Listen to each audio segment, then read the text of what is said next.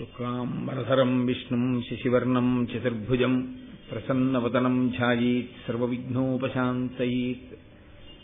గురుర్బ్రహ్మా గురుర్విష్ణుః గురుర్దేవో మహేశ్వరః గురుః సాక్షాత్ పరబ్రహ్మ తస్మై శ్రీగురవే నమః. వ్యాసాయ విష్ణురూపాయ వ్యాసరూపాయ విష్ణవే నమో వై బ్రహ్మనిధయే వాసిష్ఠాయ నమో నమః. కూజంతం రామ రామీతి మధురం మధురాక్షరం ఆరుహ్య కవితాశాఖాం వందే వాల్మీకికోకిలం. శృతిస్మృతిపురాణానాం ఆలయం కరుణాలయం నమామి భగవత్పాదశంకరం లోకశంకరం. వాగర్ధావివ సంపృక్తౌ వాగర్ధప్రతిపత్తయే జగతః పితరౌ వందే పార్వతీపరమేశ్వరౌ. సూక్తిం సమగ్రేతున స్వయమేవ లక్ష్మీః శ్రీరంగరాజమహిషీమధురైఃకటాక్షైః. వైదగ్ధ్యవర్ణగుణగుంభనగౌరవైర్యాం కండూలకర్ణకుహరాः కవయోధయంతి. హైమోర్ధ్వపుండ్రమజహన్మకుటం సునాసం మందస్మితం మకరకుండలచారుగండం. బింబాధరం బహుళదీర్ఘకృపాకటాక్షం శ్రీవేంకటేశముఖమాత్మని సన్నిధత్తాం. విమలపటీ కమలకుటీ పుస్తకరుద్రాక్షశస్తహస్తపుటీ కామాక్షీ పక్ష్మలాక్షీ కలిత విపంచీ విభాసి వైరించీ. మనోజవం మరుతతుల్యవేగం జితేంద్రియం బుద్ధిమతాం వరిష్టం వాతాత్మజం వనరయూధముఖ్యం శ్రీరామదూతం శిరసా నమామి. ఆపదామపహర్తారం దాతారం సర్వసంపదాం లోకాభిరామం శ్రీరామం భూయో భూయో నమామ్యహం. నారాయణం నమస్కృత్య నరం చైవ నరోత్తమం దేవీం సరస్వతీం వ్యాసం తతో జయముదీరయేత్. హరి ఓం. పరమేశ్వర స్వరూపైన సభకి నమస్కారం. మహాభారతం ధర్మ ప్రబోధకము అని నేను మీతో రోజు మనవి చేస్తున్నాను. ఎవరు ఊర్మితో ధర్మమును పట్టుకున్నారో అటువంటి వారికి ఈశ్వరానుగ్రహం కలుగుతుంది. అన్నిటికన్నా చిత్రమైన విషయం ఏమిటంటే ధర్మాన్ని పట్టుకోవాలనుకున్న వాడికే చాలా ఓర్పు ఉండాలి. ఓర్పు లేనివాడు అధర్మం వైపు వెళ్ళిపోతాడు. దానికి పెద్ద సిద్ధాంతమేమి ఉండదు. కానీ ధర్మాన్ని పట్టుకోవాలి అనుకున్నవాడు మాత్రం ఖచ్చితంగా సహనాన్ని పొంది ఉండాలి. ఎందుకంటే ధర్మము ఉత్తర క్షణ ప్రయోజనమును మీకు కల్పించదు. ఇప్పుడు ఈ క్షణంలో ఇలా ధర్మాన్ని పట్టుకుంటే ఇలా ఫలితం వచ్చేస్తుంది అని ఉండదు. కానీ మీరు అలా ధర్మాన్ని పట్టుకుని ఉంటే మీకు వచ్చేటటువంటి ఫలితము శాశ్వతమైనదై ఉంటుంది. అధర్మాన్ని పట్టుకుంటే వచ్చేటటువంటి ఫలితము అప్పటికప్పుడు మిమ్మల్ని ఉపశాంతికి గురి చేసినట్లుంటుంది, కానీ శాశ్వతమైనటువంటి దుఃఖం వైపుకి తోసేస్తుంది. ఎంత శాశ్వతమైన దుఃఖం వైపు కడతాడంటే, నిన్న ధర్మరాజు గారు అన్నాడే, ఇక్కడ ఈ జన్మలో ఈ శరీరంతో కొన్నిటిని అనుభవించి విడిచిపెట్టేసి ఉత్తర జన్మలలో అనుభవించడానికి కావలసినంత దుఃఖానికి హేతువైన పాపాన్ని సహనాన్ని విడిచిపెట్టి అధర్మాన్ని విడిచిపెట్టినటువంటి కారణం చేత జీవుడు పట్టికెడతాడు. మహానుభావులైనటువంటి పాండవులు అంత కష్టంలో కూడా బ్రాహ్మణ వేషాల్లో ఏకచక్రపుర అగ్రహారంలో వాళ్ళు భిక్షాటన చేసి ధర్మమునకు కట్టుబడి అలా నిలబడ్డారు తప్ప వాళ్ళు ఏ క్షణంలోనూ కూడా ఓర్మిని కోల్పోయి తొందరపడి కౌరవుల మీద దండయాత్ర చేసే ప్రయత్నం మాత్రం వాళ్ళు చేయలేదు. ఇది ఇలా జరుగుతుండగా వాళ్ళు ఏకచక్రపురాగ్రహారంలో ఉండి బకాసురుణ్ణి వధించినటువంటి పిదప ఆ ఇంటికి, వాళ్ళు ఉంటున్న ఇంటికి వచ్చినటువంటి బ్రాహ్మణుడు ఒక ఆయన, మీరు చూసిన వింతలు విశేషాలు ఏమిటి అని కుంతీదేవి పాండవులు ప్రశ్న వేస్తే, అసలు ఉండవలసిన వింతంతా అదిగో ఆ ద్రుపద మహారాజు గారి పరిపాలన చేస్తున్నటువంటి పాంచాల దేశంలోనూ రాజధాని అయిన కాంపిల్య నగరంలోనూ ఉంది. అయోనిజ అయినటువంటి ఆడపిల్ల పుట్టింది. ఆమె అయోనిజ అయినటువంటి కారణంగా పుట్టినటువంటి ఆడపిల్ల ఒక ఎత్తు అయితే, అదే అగ్నిగుండంలోంచి సంభవించినటువంటి పురుషుడు ఒక ఎత్తు. ఈ ఇద్దరిని ద్రుపద మహారాజు గారు తపస్సు చేసి కన్నాడు. అంటే సహజంగా పాండవులు ఒక ప్రశ్న వేశారు, అయోనిజ అయితే తండ్రి ఎలా అయ్యాడు? అసలు ద్రౌపదీదేవి జీవితానికి సంబంధించినటువంటి పెద్ద ప్రశ్న ఇక్కడ పాండవులు వేశారు. ఆమె అయోనిజ. అయోనిజ అంటే అసలు స్త్రీ సంబంధం లేదు ఆవిడికి. ఆవిడ ఒక స్త్రీకి పుట్టినది కాదు. ఒక స్త్రీకి పుట్టినది కాదు కాబట్టి తన భార్య వలన జన్మించినది కాదు ద్రౌపదుడికి. తన భార్య వలన జన్మించని దానికి తాను ఎలా తండ్రి అయ్యాడు? ఆమె ద్రౌపదుడికి దొరికిందా?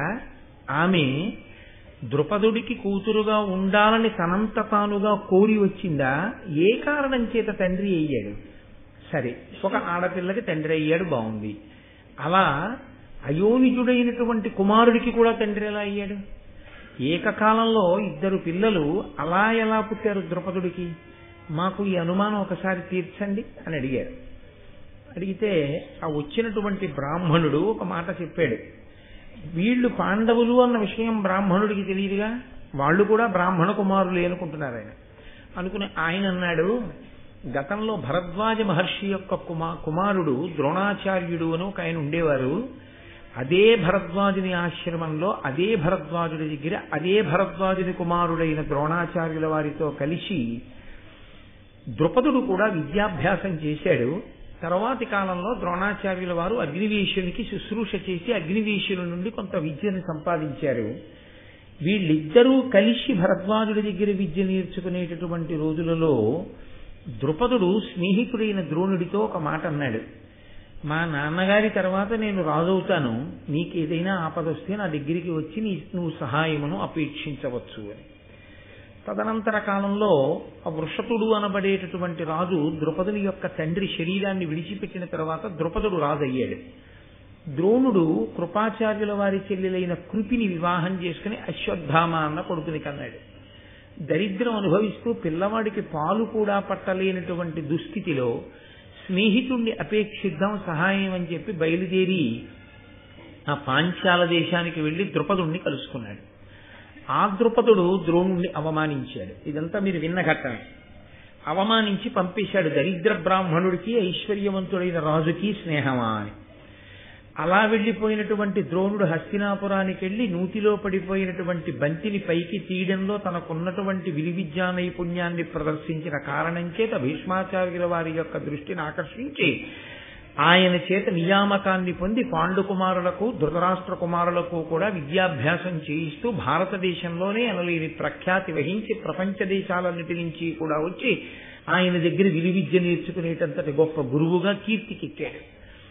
అటువంటి ద్రోణుడు పాండవులకు కౌరవులకు పాఠాలు చెప్పడం పూర్తయిన తర్వాత గురుదక్షిణ అడిగాడు. ఏం కావాలి అని అడిగితే ద్రౌపదుణ్ణి బంధించాలన్నాడు. పాండుకుమారులలో అత్యంత ప్రముఖుడైనటువంటి అర్జునుడు తనకున్నటువంటి విలువిద్య శక్తి చేత ద్రౌపదుణ్ణి ఓడించి రథచక్రానికి కట్టి తీసుకొచ్చి ద్రోణాచార్యుల వారి ముందు నిల్చోబెట్టాడు. తనని పరిహసించినటువంటి ద్రౌపదుణ్ణి ద్రోణుడు కూడా పరిహసించి విడిచిపెట్టాడు. ఆ అవమాన భారాన్ని తట్టుకోలేకపోయాడు. నన్నయ్య గారు అక్కడ ఒక మాట చెప్పారు, బ్రాహ్మణుడి కోపం గడ్డి మంట, ఎంతోసేపు ఉండదు. కానీ క్షత్రియుడి కోపం అలా లేదక్కడ. అతను కడుపులో పెట్టుకున్నాడు. ఒక బ్రాహ్మణుడు ద్రోణాచార్యుల వారు, ఆ బ్రాహ్మణ తేజస్సు ముందు క్షత్రియ తేజస్సు నిలబడలేకపోయింది. ఆయన కాదు ఖడ్గం పట్టుకుని నిలబడినవాడు, ద్రుపదుడే చెప్పుకున్నాడు ఒక చోట, నిజంగా ద్రోణుడే తన ఖడ్గాన్ని బయటికి తీసి నిలబడితే లోకమంతా ఎదురు నిలబడినా నిలబడలేదు. తాను పాఠం చెప్పిన శిష్యుడితో నన్ను ఓడించాడు. అంతటి తేజస్సు కలిగినటువంటి ద్రోణుణ్ణి చంపే కొడుకు కావాలి. అటువంటి ద్రోణుణ్ణి చంపే కొడుకు కావాలి అంటే అది మళ్ళీ వేరొక బ్రాహ్మణుని యొక్క తేజస్సు చేతనే సంభవం అవుతుంది. మరొక బ్రాహ్మణుడు అంతటి తేజస్సంపన్నుడు, అంతటి తపోనిష్టా గరిష్ఠుడైనటువంటి వాడు ఆ కామ్యము తీరడానికి అనువైనటువంటి ఈశ్వర సంబంధమైన క్రతువు చేయించి ఆ భక్తితో కూడిన కర్మ చేత తృప్తి పొందిన ఈశ్వరుడి యొక్క అనుగ్రహంగా ద్రోణుణ్ణి సంహరించగలిగినటువంటి కొడుకుని ద్రుపదుడికి అప్పచెప్పాలి. 2, అదే సమయంలో ద్రుపదుని యొక్క కోరిక ఏమిటంటే ఆయన చిన్నపిల్లవాడైనటువంటి అర్జునుడి యొక్క విలువిద్య ఆ శక్తిని చూసి, ఇంత గొప్ప పిల్లవాడు, ఈ పిల్లవాడు నాకు అల్లుడైతే బాగుండు. కొడుకు అయ్యే అవకాశం లేదుగా ఇహ, పాండురాజు గారి కొడుకు. కాబట్టి ఇప్పుడు తనకి కొడుకు కావాలి అంటే అల్లుడు పుత్రపంచకంలో ఒకడు, కాబట్టి ఇతన్ని అల్లుణ్ణి చేసుకోవాలి. ఇతన్ని అల్లుణ్ణి చేసుకోవాలంటే సామాన్యమైన విషయం కాదు. ఇతనికి భార్యగా ఉండడానికి యోగ్యమైనటువంటి ఆడపిల్ల కావాలి. కాబట్టి అర్జునుడికి భార్య కాగలిగిన కూతురు, ద్రోణుణ్ణి చంపగలిగిన కొడుకు నాకు కావాలని రాజ్యాన్ని విడిచిపెట్టి గంగా తీరానికి వెళ్ళి బ్రాహ్మణుల్ని సేవిస్తూ ఉండిపోయాడు. అది కడుపులో పగ, పైకి బ్రాహ్మణ సేవ. దేని కొరకు అంటే ఆయనకు ఒక విషయం బాగా అర్థమైంది. ఆ తేజస్సుని పడగొట్టాలంటే మళ్ళీ ఇటువంటి తేజస్సే ఉపయోగపడాలి తప్ప క్షాత్రముతో పరాక్రమంతో కత్తిపట్టి కాని విల్లు పట్టి కాని ద్రోణుణ్ణి పడగొట్టగలిగినటువంటి వీరుడు ఈ భూమండలం మీద లేడు. అంటే ఆయన విలువిద్యా పరాక్రమం ఎటువంటిదో, ఆయన శిష్యులకు నేర్పిన విద్య ఎటువంటిదో మీరు ఆలోచించవచ్చు. కాబట్టి ఇప్పుడు మళ్ళీ అటువంటి కొడుకొకడు రావాలి ఈ భూమండలం మీదకి అంటే అంత తేజోవంతుడు, పుట్టుకతోనే అంత శక్తి కలిగిన వాడు కావాలి. కావాలి అంటే అది మళ్ళీ వేరొక బ్రాహ్మణుడు మాత్రమే అటువంటి క్రతువు చేయించగలగాలి. కాబట్టి ఆయన బ్రాహ్మణుల్ని సేవిస్తూ తిరుగుతున్నాడు. ఈ తిరిగేటటువంటి ప్రక్రియలో ఆయన ఆ గంగా తీరంలో వానప్రస్థ ఆశ్రమంలో ఉండి యాజ ఉపయాజులనబడేటటువంటి ఒక సోదరుల జంటని చూశారు. ఆ యాజ ఉపయాజులిద్దరూ కూడా కాశ్యప గోత్రానికి చెందినటువంటి వారు. ఇద్దరూ వానప్రస్థంలో ఉన్నారు. అన్నగారంటే పెద్దవాడు, తమ్ముడంటే చిన్నవాడు. చాలా కాలం చిన్నవాడైనటువంటి ఉపయాజుణ్ణి సేవించాడు ఆ ద్రుపదుడు. కారణం ఏమంటే అన్నగారి కన్నా ఈయన తేజోవంతుడిగా కనపడ్డాడు, ఈయన వల్ల కోరిక తీరుతుందని చాలా కాలం సేవించినటువంటి కారణం చేత ఆయన దగ్గర కించిత్ స్వాతంత్ర్యం ఏర్పడింది. ఆ స్వాతంత్ర్యం ఏర్పడిన కారణం చేత ఒక రోజు నా ఉపయాజులను అడిగాడు, మునినాథ, నాకు సత్సుత జననంబగునట్టి క్రతువు సద్విధి గావించిన కృతకృత్యుడనగుదున్ కునుమిచ్చద నీకు 1,00,000 గోధేనువులన్. నాకు ఒక కామ్యం ఉంది, ఒక కోరిక ఉంది. ఆ కోరిక మీరు తీర్చి పెట్టాలి. మీరు ఒక యజ్ఞం చేసి ఆ యజ్ఞము వలన నా కోరిక తీరేటట్టుగా దేవతల్ని తృప్తిపరచాలి. అందుకని నేను మీకు 1,00,000 పాడి ఆవుల్ని ఇస్తాను దూడలతో, మీరు నా కోరిక తీర్చిపెట్టండి. అంటే ఉపయాజులు ఎంత అందంగా మాట్లాడాడో తెలుసా అండి. ఆయన అన్నాడు, అనఘచరితుడు మాయన్న వనములోన తనుచు ఒక్కనాడొక్క పండొనరగాంచి కొనియ శుచియగు శుచిలు కాదని ఎరుంగబడని భూమి తలంబుపై పడినదా అని. ఆయన నేను యజ్ఞం చేస్తానని చెప్పలేదు, నీ చెయ్యనని చెప్పలేదు. ఆయన అన్నాడు, నేను మా అన్నయ్య కలిసి అరణ్యంలో నడిచి వెడుతున్నాం. వెడుతుంటే చెట్టు మించి పండు ఒకటి భూమి మీద పడింది. భూమి మీద పడినప్పుడు ఆ పండుకి కొంత మట్టి అవి అంటుకుని ఉండి ఉండవచ్చు. అది శుచ అశుచ మా అన్నయ్య చూడలేదు, ఆ పండు తీసుకున్నాడు. కాబట్టి నువ్వు మా అన్నయ్య దగ్గరికి వెళ్ళు. ఏమిటి దాని తర్కం? ఇది అలా చెప్పడం ఏంటి అంటే, మా అన్నయ్యకి అలా పుచ్చుకోవచ్చా అలా పుచ్చుకోకూడదా చూడకుండా పుచ్చుకునే గుణం ఉంటుంది.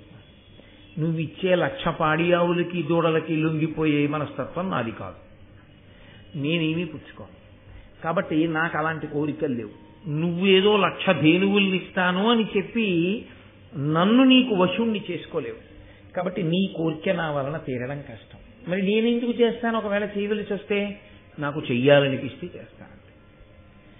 నాకు చెయ్యాలని ఇప్పుడు లేదు కాబట్టి నీ చెయ్యి. కాబట్టి ఇలాంటివి చెప్తే అలా ఇంకో బ్రాహ్మణుడు చచ్చిపోయేటట్టుగా, అంతటి ఆచార్య పురుషుడు చచ్చిపోయేటట్టుగా ఒక కొడుకు ఈయన ఖండానికి పగ పెట్టుకున్నాడు కాబట్టి మనం చేయించచ్చా చేయించకూడదా? ఇది ఆలోచించడం మా అన్నయ్య అని తన నోటితో అనలేదు. శుచియా అశుచియా చూడకుండా పండు తీసుకున్నాడు మా అన్నయ్య, కాబట్టి నువ్వు ఆయన దగ్గరికి వెళ్ళొచ్చు అన్నాడంతే. ఎంత ధర్మం అండి! తనకన్నా ముందు పుట్టిన వాడిని విమర్శించలేదు, తనకన్నా ముందు పుట్టిన వాడి యొక్క గుణాన్ని ఆవిష్కరించలేదు. మా అన్నయ్యకి ఈ రకమైనటువంటి పుచ్చుకునే గుణం ఉంది కాబట్టి నువ్వు ఆయన దగ్గరికి వెళ్ళి ఏదైనా చేయిస్తాడని చెప్పలేదు. మనిషి ప్రవర్తనలో ఉండేటటువంటి ఒక్క లక్షణాన్ని బట్టి చెప్పాడు. మహానుభావులు ఆ కృష్ణావధానుల గారికి సింహతలాటం వేస్తామంటే ఒకసారి ఆయన అన్నారు, వద్దురా నాకు సింహతలాటం అప్పుడే, ఇంకా ఇలా చెయ్యి చాపుతున్నాను కదూ అప్పుడప్పుడు, సింహతలాటం వద్దు. సింహతలాటం వేసుకుంటే ఇంకా ఈ చెయ్యి ఇలా చాపి పుచ్చుకోకూడదు, ఇలా పెట్టే చెయ్యి అవ్వాలి తప్ప, కాబట్టి నాకు వద్దన్నాడు. అది ధర్మం. ఒక్కొక్క మహానుభావుడు అలా ఉంటాడు, అలా కట్టుబడి ఉంటాడు ధర్మానికి. అది ప్రవర్తన చేత ప్రకాశిస్తుంది ధర్మము. నేను మీతో తరచుగా మనవి చేసేది అదే. ధర్మము అంటే నేర్చుకుని ఉన్నది కాదు, తెలుసుకుని ఉన్నది ధర్మము కాదు. మీకు ఎంత తెలియనివ్వండి, అది మిమ్మల్ని గట్టెక్కించేది ఏదో ఉంటుందనుకోవడం వెర్రి. తెలిసి ఉండడం ఎప్పుడూ గట్టెక్కించదు. మీరు ఎంత అనుష్ఠించారన్నదే మిమ్మల్ని గట్టెక్కిస్తుంది. అందుకే ధర్మం అన్నం లాంటిది, ఈశ్వరుడిచ్చినటువంటి సమయం ఆకలి లాంటిది. మీకు ఆకలిసింది, ఇంట్లో అన్నం ఉంది, ఒక్కనాటికి మీ ఆకలి తీరదు. మీరు అన్నం తింటే మీ ఆకలి తీరుతుంది. పరమేశ్వరుడు చెప్పినటువంటి విధి విధానములతో కూడినటువంటి సంకలన రూపమైనటువంటి వేదము చేత ప్రమాణముగా ఉదాహరింపబడినటువంటి ధర్మమును ఎవడు అనుష్ఠిస్తాడో వాడికి మాత్రమే ఈశ్వరానుగ్రహం ఉంటుంది తప్ప కేవలము ధర్మము తెలిసి ఉన్నది ఉపయోగమేముండదు.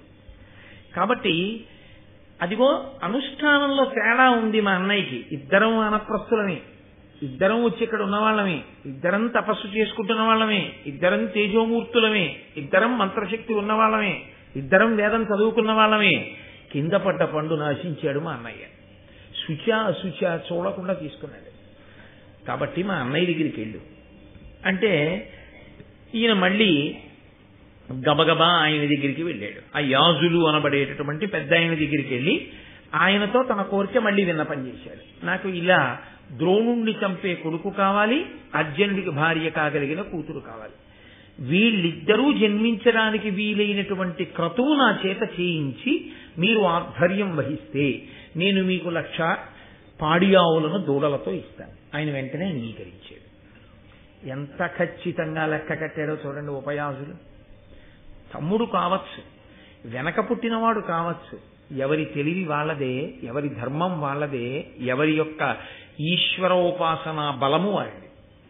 కాబట్టి ఇప్పుడు ఆయన నేను వచ్చి క్రతువు చేస్తాను, నువ్వు యజ్ఞ సంభారములన్నీ సిద్ధం చేసుకో అన్నాడు. యజ్ఞ సంభారములన్నీ సిద్ధం చేసుకో అనగానే అన్నయ్య గారు చెప్పింది ఏమిటో తెలుసా అండి? తన పత్ని కోకిలాదేవితో కలిసి పీటల మీద కూర్చున్నాడు. అసలు భార్యని ఎందుకు స్వీకరిస్తారంటే యజ్ఞం చేయడానికి స్వీకరిస్తారు. ఒక్క యజ్ఞం చేయలేదు, ఒక్క యాగం చేయలేదు, ఒక్కనాడు అగ్నిహోత్రంలో హవిస్సు ఇవ్వలేదు. అలా జరుగుతున్న కార్యక్రమానికి తాను సహాయపడినది తన జీవితంలో లేదు. ఇప్పుడు తాను కాదు పాడైనవాడు, ఆడపిల్ల జీవితాన్ని పాడు చేసిన వాడు అవుతాడు. నేను మీతో ఒకరోజు మనవి చేశాను, వివాహం జరిగేటప్పుడు ఎంత రాత్రి కానివ్వండి, అక్కడ వివాహం అర్ధరాత్రి 2:15 ముహూర్తం అయితే ముహూర్తం అయిపోగానే పెళ్లి కొడుకుని పెళ్లి కూతుర్ని తీసుకొచ్చి ప్రధాన హోమం చేయించేస్తారు. రాత్రి అయినా సరే తండ్రి గారి అగ్నిహోత్రంలోంచి తీసుకొచ్చి కొడుకు అగ్నిహోత్రాన్ని వేలుస్తారు. ఈ అగ్నిహోత్రం ఎవరు రక్షిస్తారు అని అడిగారు. ఆ ఇంటి ఇల్లాలు రక్షిస్తుంది. ఆ ఇంటి ఇల్లాలు చేసే పని ఏమిటంటే అస్తమానం అటెడుతూ ఇటొస్తూ ఆవిడ కాసిన అక్షతలు వేస్తూ ఉంటుంది, కాస్త ఊక వేస్తూ ఉంటుంది. ఈ ఊక వెయ్యాలి కాబట్టి ఆవిడ 2 పనులు చేస్తుంది. ఒకటి ధాన్యం దంపుతుంది, 2 ధాన్యం దంపిస్తుంది. అందుకని ఇంటి ముందు ధాన్యం దంపడం అన్న ప్రక్రియ ఉండేది. ధాన్యం దంపిస్తే తను చెయ్యవలసింది చెయ్యలేకపోతే ఏదో కొంత ద్రవ్యం ఇచ్చి ధాన్యం దంపించి ఆ ఊక తీసుకుంటుంది. తీసుకుని ఈ ఊక అగ్నిహోత్రంలో వేస్తూ ఉంటారు. అగ్నిహోత్రం అలా రక్షింపబడుతుంది. అది ఎప్పుడు వెలుగుతూ ఉంటుంది. అందులో ప్రతిరోజు హవిస్సిస్తాడు యజమాని. ఆ అగ్ని కారణం చేతనే ఐశ్వర్యం లభిస్తుంది. ఆరోగ్యం భాస్కరాది చేత్, అలాగే శ్రియమిచ్చేత్ హుతాశన. ఐశ్వర్యం కావాలనుకున్నవాడు ఆరాధన చెయ్యవలసింది అగ్నిహోత్రాన్ని. అగ్ని కార్యం ఎవరు చేస్తారో వాళ్ళకే ఐశ్వర్యం లభిస్తుంది. ఎవరు తరచుగా యజ్ఞయాగాది క్రతువులు చేస్తూ ఉంటారో వాళ్ళకే ఐశ్వర్యం లభిస్తుంది. అందుకే పూర్వం అంతటా యజ్ఞయాగాదులు జరిగేవి. యజ్ఞయాగాదులు జరగడానికి అనువైన ప్రదేశం ఏది అని అడిగారు బ్రహ్మగారిని ఈ భూమండలాన్ని సృష్టించినప్పుడు. బ్రహ్మగారు అన్నాడు, నేను చెప్పడం ఎందుకు కొత్తగా, ఇదిగో ఈ కృష్ణ మృగాన్ని విడిచిపెడుతున్నాను. ఈ జింక ఎక్కడ పరిగెడుతుందో అది మాత్రమే యజ్ఞము చెయ్యడానికి యోగ్యమైన భూమి, కర్మభూమి. అంటే ఇప్పుడు ఆ జింకని విడిచిపెడితే అది ఎక్కడ తిరిగిందో తెలుసా అండి? అది తిరిగినటువంటి ప్రాంతమే మనం రోజు దేశకాల సంకీర్తనంలో చెప్తామే, జంబూ ద్వీపే భరతవర్షే భరతఖండే అని. ఇదే ఆ జింక తిరిగిన ప్రదేశం. అందుకే యజ్ఞయాగాది క్రతువులు ఇక్కడే జరుగుతాయి. యజ్ఞయాగాది క్రతువులు ఇక్కడ జరుగుతాయన్న మాటకు అర్థం ఏమిటో తెలుసా? దేవతలు మీ పడక గదిలోకి వచ్చి కూర్చోరు, దేవతలు మీ హాల్లోకి వచ్చి కూర్చోరు. దేవతలు ఎక్కడికి వచ్చి కూర్చుంటారో తెలుసా అండి? అందరూ మీరు పూజ చేసేటప్పుడు ఆవాహయామి అంటే వస్తారు. మీరు నైవేద్యం పెడితే కంటితో చూసి వెళ్ళిపోతారు. అంతే, దృష్టిపాతమే చేస్తారు, తినరు దేవతలు. ఇంటి నైవేద్యాన్ని, మీరు ఇంట్లో పెట్టే నైవేద్యం ఏదుందో దాన్ని దేవతలు తినడం అన్న విషయాన్ని వేదం అంగీకరించలేదు. అలా లేదు ప్రమాణం, అలా తినరు. దృష్టిపాతం చేస్తారు, కన్ను విప్పి చూస్తారు. అంతే, చూసినందుకు అది ప్రసాదం అవుతుంది. యజ్ఞం చేస్తే తింటారు. తినడం అన్న సమస్య వచ్చేటప్పటికీ వ్యక్తి రావాలి కదండి. నేను మీ ఇంటికి దేవతార్చనకు వచ్చాను అనుకోండి, భోజనం అన్న మాట వాడకూడదు, దేవతార్చన అంటారు. దేవతార్చనకి నేను మీ ఇంటికి వచ్చాను అనుకోండి, వస్తానండి ఇవాళ నేను మీ ఇంటికి దేవతార్చనకు అన్నాను. నేను మీ ఇంటికి వస్తానండి అంటే నేను భోజనం చేయడం ఎలా కుదురుతుంది? నేను వస్తేనే కుదురుతుంది కదా. నేను రావడం అన్నది ఎలా వస్తాను? నేను దేవతార్చనకు వచ్చాను అంటే తిన్నగా విస్తర దగ్గరికి రాను. వచ్చి ఒక్క క్షణంకి వచ్చినాయా కూర్చోండి అని కుశల ప్రశ్నలు అయిన తర్వాత కాళ్ళు కడుక్కోండి అంటే కాళ్ళు చేతులు కడుక్కొని, మీరు పూజలో ఏదైతే హస్తో ప్రక్షాళయామి, పాదయో పాద్యం సమర్పయామి, ముఖే ఆచమనీయం సమర్పయామి, స్నానం సమర్పయామి, ఇవన్నీ చెప్తున్నారో యజ్ఞమునందు అనుషంగిక క్రియలుగా అయిపోతాయి అవన్నీ. ఎందుచేత అంటే వాళ్ళు స్నానం చేయకుండా ఎలా తింటారు? అందుని వాళ్ళు చేసేస్తారు అక్కడే. చేసి వీళ్ళందరూ ఏం చేస్తారంటే భోజనం అనేటటువంటిది వడ్డించేసి సిద్ధంగా ఉంచి రాగానే రండి కూర్చోండి అనరు, వచ్చిన తరువాత వడ్డిస్తారు కదండి. అందుకని ఏం చేయాలి? దేవతార్చనకి వెళ్ళిన వాడు కూర్చోవాలి కాసేపు. కూర్చుంటే ఏం చేస్తారు? దేవతార్చనకి ఎవరిని పిలుస్తారు? ఆ ఈశ్వర సంబంధం ఉందంటే దేవతార్చనకి పిలుస్తారు. ఇప్పుడు ఆయన ఏం చేస్తాడు? వచ్చినవాడు ఏదో భగవంతుడి గురించి కాసేపు మాట్లాడతాడు. ఆయన భగవంతుడి గురించి మాట్లాడినట్టే దేవతలు ఏం మాట్లాడతారు? దేవతలు కూడా అందరూ బాగున్నారా, మీ అందరూ సుఖంగా ఉన్నారా, సంతోషంగా ఉన్నారా? అయ్యో మాకు ఎప్పుడూ లేదండి, ఇప్పటిదాకా చరిత్రలో గోదావరి ఎండిపోయింది. అలాగా యజ్ఞం చేస్తున్నారుగా, మీకు బెంగలేదు, సమయానికి వర్షాలు పడి గోదావరి వచ్చేసారి చక్కగా ప్రవహిస్తుంది రండి అంటారు. ఎందుకని? భోజనం చేయడానికి వచ్చి కూర్చున్నారు వాళ్ళు కొంతసేపు. ఇదే మీకు రామాయణం బాలకాండలో చూపిస్తారు. వాల్మీకి మహర్షి వాళ్ళు మాట్లాడారు, అప్పుడే రామావతారం వచ్చింది. సమస్యలు అడుగుతారు. అడిగి హోమము అన్న మాటకి బలి అన్న మాటకి తేడా అక్కడ వస్తుంది. అన్నం పట్టుకెళ్ళి బయట పెట్టేస్తే పక్షులు అవి తిన్నగా తింటే బలి. హోమము అంటే సమంత్రకమై సుక్కు స్రవము ఈ రెండు వాడి అగ్నిముఖంగా హవిస్సునిస్తే ఆ హవిస్సుని హవ్యవాహనుడైన అగ్నిహోత్రుడు పట్టుకెళ్లి దేవతలకు పెడతాడు. వాళ్ళందరూ కూర్చుంటారు ఆ యాగశాలలో. అందుకే యాగశాల అంత పవిత్రం. ఇప్పుడు వేస్తారు మనకి ఇక్కడ ప్రారంభమైపోయింది అదిగో నిర్మాణం. అది అంతా పూర్తయిన తర్వాత అందుకే యాగశాల ప్రవేశమే అంత గొప్పది. ఎందుకనంటే అక్కడ దేవతలందరూ కూర్చుని ఉంటారు. మీరు ఒక్కసారి యాగశాలకి ప్రదక్షిణం చేశారనుకోండి, మీరు దేవతలందరికీ ప్రదక్షిణం చేసినట్టు. మీరు ఎప్పుడైతే ప్రదక్షిణం చేశారో దేవతలు ప్రీతి చెందుతారు. దేవతలకు లక్షణం ఏమిటో తెలుసా అండి? వాళ్ళు ప్రీతి చెందితే మీకు కోరిక తీర్చకుండా వెళ్ళరు. అందుకే కదా సూర్యుడు కొడుకునివ్వకుండా వెళ్ళలేదు కుంతికి, కోరిక తీరుస్తారు. అందుకే యాగశాల వెయ్యడం అద్భుతం. యాగశాల నిర్మాణం చేసి యాగం జరుగుతోంది, హోమం జరుగుతోంది అంటే అందరూ పరిగెత్తుకొచ్చి ప్రదక్షిణాలు చేస్తారు. అందరూ అక్కడ కూర్చుంటారు. ఎందుకు కూర్చుంటారంటే దేవతలందరూ హవిస్సు తింటుంటారు. తింటున్నప్పుడు అది చాలా గొప్ప విషయం. కాబట్టి ఇప్పుడు ఈ అగ్నిహోత్రాన్ని రక్ష చేసేది గృహిణి, ఇల్లాలు. ఆమెయే రక్ష చేస్తుంది. రక్ష చేసే లక్షణం ఉన్నటువంటి ఇల్లాలు ఎవరుందో ఆమె వచ్చి పక్కన కూర్చుంటే తప్ప తాను యజ్ఞము చెయ్యడానికి అధికారం ఉండదు. కాబట్టి అసలు ముందు యజ్ఞం చెయ్యడం, యాగం చెయ్యడం అనేటప్పటికీ ఎవరు కావాలంటే ధర్మపత్ని కావాలి. కాబట్టి అసలు గృహస్థాశ్రమంలోకి వెళ్ళినటువంటి వాడు ధర్మపత్నిని ఎందుకు స్వీకరిస్తాడంటే ఇదే తలంబ్రాలు పోసుకునేటప్పుడు మంత్రాలుగా చెప్తారు. కేవలం ఐశ్వర్యాన్ని పొందడం కాదయా, యజ్ఞయాగాది క్రతువులు చెయ్యాలి అని కోరుకుంటారు. దేవతలు వచ్చి ఆశీర్వచనం చేస్తారు. అప్పుడు వేడుకకి మిగిలినవి మొట్టమొదట పోసుకునేవి, ఆ ఎండు కొబ్బరి చిప్పలతో పోసుకునేవి ఈ కోరికలతో పోసుకుంటారు చెప్పుకొని. అందుకని యజ్ఞము చెయ్యడం కోసమే భార్యని స్వీకరిస్తాడు.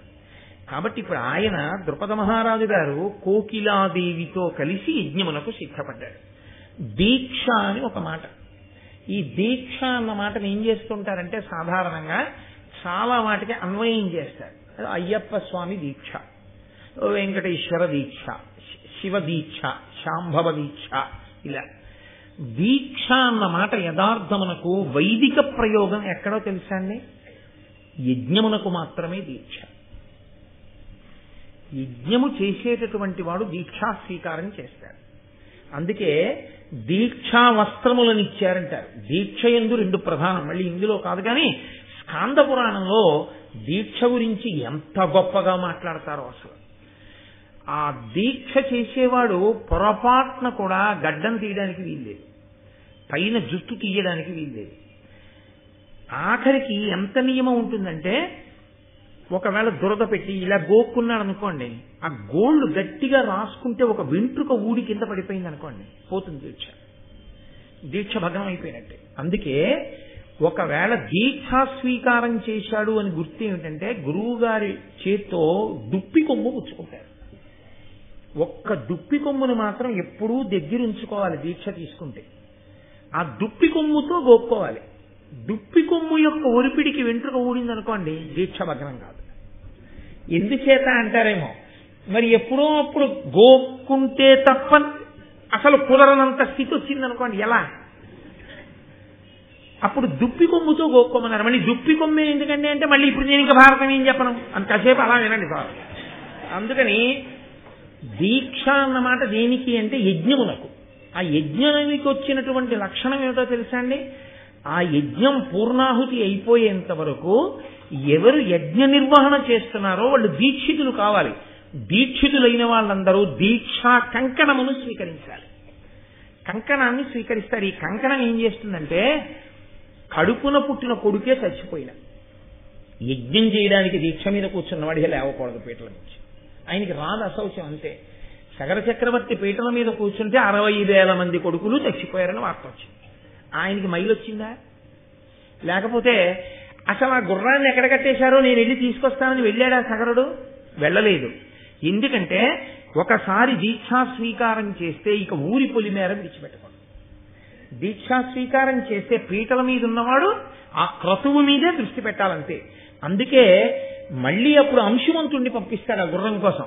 పంపిస్తే ఆయన కపిల మహర్షి దగ్గరికి వెళ్ళడం, ఆ గుర్రాన్ని తీసుకురావడం, గంగావతరణానికి ప్రాతిపదిక పడుతుంది అక్కడ. ఆ సగలను ఉద్ధరించడం కోసం ఉగ్రతేజస్సుకు వెళ్ళిపోయారు కాబట్టి.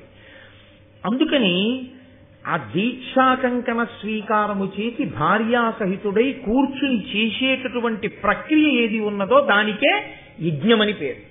మళ్ళీ అది ఎప్పుడు ఆ దీక్ష పూర్తయ్యేది? మామూలు స్నానంతో పూర్తవదు. అది పూర్తవ్వాలంటే ఒక్క అవబృధ స్నానం చేస్తేనే పూర్తవుతుంది. ఆ స్నానం ఎలా చేయాలి? మళ్ళీ అగ్నిపురాణంలో చెప్పారు వ్యాసుల వారు. అసలు ఈ ప్రతిష్ట కల్పం అంతటి గురించి అగ్నిపురాణం చెప్తుంది. అసలు ఎలా ప్రతిష్ఠ చెయ్యాలి, ఈ అధివాసాలంటే ఏమిటి, ఎలా అధివాసాలు చేయిస్తారు, దేవాలయానికి గుమ్మమెత్తడం అంటే ఏమిటి, మూర్తిని తీసుకొచ్చి ప్రతిష్ఠ చేస్తే ఎలా చెయ్యాలి, ఆ వాతావరణం ఎలా ఉండాలి, అగ్నిహోత్రాన్ని ఎలా వ్రేల్చాలి, ఎలా హవిస్సు ఇవ్వాలి దగ్గర నుంచి ఆఖరణ కార్యం అంతా పూర్తయిన తర్వాత అవబృధ స్నానం ఎలా చెయ్యాలో కూడా అగ్నిపురాణంలో వ్యాస భగవానుడు చెప్పాడు. అందుకే వ్యాసోచ్ఛిష్టం జగత్సర్వం, వ్యాసుడు చెప్పనిది లేదు, అంతా ఇది ఎంగిలి. ఇద్దరు మహానుపురుషులు శాసించారు సూర్యచంద్రులై. సూర్యవంశం గురించి చెప్పి వాల్మీకి, చంద్రవంశం గురించి చెప్పి మహానుభావుడైన వ్యాసుడు. అందుకే సాహిత్యానికి అంతటికీ వాంగ్మయానికి వాళ్ళిద్దరూ సూర్యచంద్రులు. మళ్ళీ వాల్మీకి వ్యాసుడు వీళ్ళిద్దరి తర్వాత వాల్మీకి వ్యాసుడు కలిసి ఒకటిగా వచ్చేశారా అన్నంత మహాపురుషుడు శంకర భగవత్పాదుడు. కాబట్టి అదిగో ఆయన నేను చేయిస్తాను యజ్ఞం, నువ్వు సమకూర్చుకో సంభారములు అనగానే ఆయన వెళ్ళి ఆ కోకిలాదేవితో కలిసి కూర్చుని యాజ్ఞికునిగా ఇన్ని వరించాడు. అసలు ఆ యజ్ఞం అంటే ఏమిటో, ఆ స్థానాలు ఏమిటో, కూర్చోవడం అంటే ఏమిటో, ఎవరిని హోత అంటారో, ఎవరెవరిని ఏ పేర్లతో పిలుస్తారో, అందులో వాడేటటువంటి పరికరములు ఎలా ఉంటాయో, ఆ పరికరాలని మళ్ళీ వేటితో చేయిస్తారో, ఆ శృక్ అంటే ఏమిటో, ఆ స్రవం అంటే ఏమిటో, ఆ పేలాలంటే ఏమిటో, మంగళద్రవ్యాలు ఏమిటో, ఆ యాగశాల వైభవం ఏమిటో, అసలు అవి చదువుతుంటే మనసు పులకరించిపోతున్నా. ఏమి యాగశాలరా, ఏమి యాగశాలరా అనిపిస్తుంది. సనాతన ధర్మమునందు దేవతారాధన అనబడేటటువంటి కర్మకి ఆయుపట్టంతా యాగశాలలోనే ఉంటుంది. ఆ యాగశాల అంత గొప్పది. సరే, అందుచేత జ్వాలాభీలాంగుడు, కరవాల బృహచ్చాపధరుడు, వరవర్మ కిరీటాలంకారుడు, వహ్నియపోలే రథారూఢుడొక్క పుత్రుడు పుట్టెన్. ఆ కోకిలాదేవితో కలిసి ఆయన యజ్ఞం చేశాడు. ఆ యాదులు వారు చేయించినందుకు అందులోంచి ఆ అగ్నిహోత్రపు కీలలోంచి దేవతలు అనుగ్రహించారు, అంతే, కోరిక తీరిపోయింది. రథారూఢుడైనటువంటి పిల్లవాడు పుట్టాడు. ఆ పిల్లవాడుగా చిన్న పిల్లవాడుగా రాలేదు, పుడుతూనే రథం మీద కూర్చుని వచ్చాడు వాడు. ఆయన జ్వాలాభీలాంగుడు, పైకి లేస్తున్నటువంటి అగ్నిహోత్రం ఎలా ఉంటుందో అలా ఉన్నాడు. ఆయన కరవాల పెద్ద కత్తి పట్టుకుని, బృహచ్చాపధరుడు పెద్ద కోదండం ఒకటి పట్టుకుని వరవర్మ కిరీటాలంకారుడు, బ్రహ్మాండమైన కిరీటం ఒకటి, పెద్ద కిరీటం పెట్టుకుని, వహ్నియపోలే ఇంకో అగ్నిహోత్రం పుట్టిందా అన్నట్టుగా ఆ యజ్ఞగుండంలోంచి ఒక పిల్లవాడు పుట్టాడు. ఆ పుట్టినటువంటి పిల్లవానికి అశరీరవాణియే నామకరణం చేసేసింది. దానికి దృష్టజుమ్నుడు అని పేరు పెట్టారు ఆ పిల్లాడికి. ఆయన ఇంకా యాగాన్ని కొనసాగించాడు. కులపవిత్ర ద్రౌపదీదేవి గురించి మాట్లాడుతూనే పుడుతున్నప్పుడు నన్నయ్య గారు వేసిన మొట్టమొదటి మాట కులపవిత్ర, వంశాన్ని పవిత్రం చేయగలిగిన తల్లి. కాబట్టి ద్రౌపది అన్న మాట ఎక్కడ వినపడినా మనం రెండు చేతులెత్తి నమస్కరించాలి. కులపవిత్ర, సితేతరోత్పల కోమలామల వర్ణ ఉత్పల సుగంధి, లసన్ మహోత్పల పత్రనేత్ర, అరాళకుంతల విభాసిని, దివ్య తేజము దాల్చి ఒక్క కుమారి తజ్వలన కుండమునందు పుట్టే ప్రసన్నమూర్తి ముదంబుతో. ఆ పుట్టినటువంటి పిల్లకి కృష్ణ అని పేరు పెట్టారు. ద్రౌపది ద్రుపదుని కూతురు కాబట్టి పెట్టబడిన పేరు కృష్ణ. ఆమె కులపవిత్ర, సితేతరోత్పల కోమలామల వర్ణ, నల్ల కలువకి ఉండేటటువంటి కాంతి ఎలా ఉంటుందో అటువంటి కాంతి కలిగినటువంటి తల్లి. ఆమె శరీర కాంతి నల్ల కలువ యొక్క కాంతి వంటిది. ఆ మాటకి నేను మీతో తరచుగా చెప్తూ ఉంటాను. తెల్ల కలువ వేరు, ఎర్ర కలువ వేరు, నల్ల కలువ వేరు. తెల్ల కలువ వంక చూసినా ఎర్ర కలువ వంక చూసినా కంటికి చల్లతనం ఉండదు. నల్ల కలువ వంక చూడగానే కళ్ళకి చల్లగా ఉంటుంది.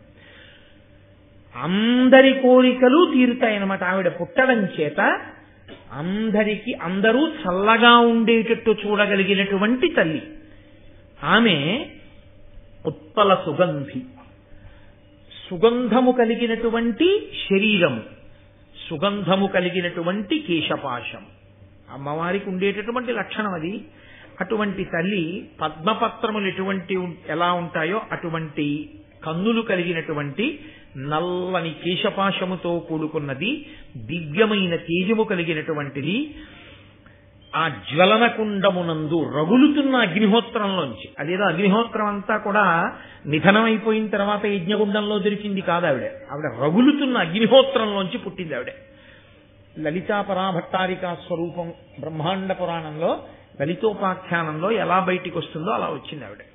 వచ్చి ఆవిడ ప్రసన్నమూర్తి. పుడుతున్నటువంటి ఆవిడ కోపమైనటువంటి రూపంతో రాలేదు ద్రౌపదీదేవి.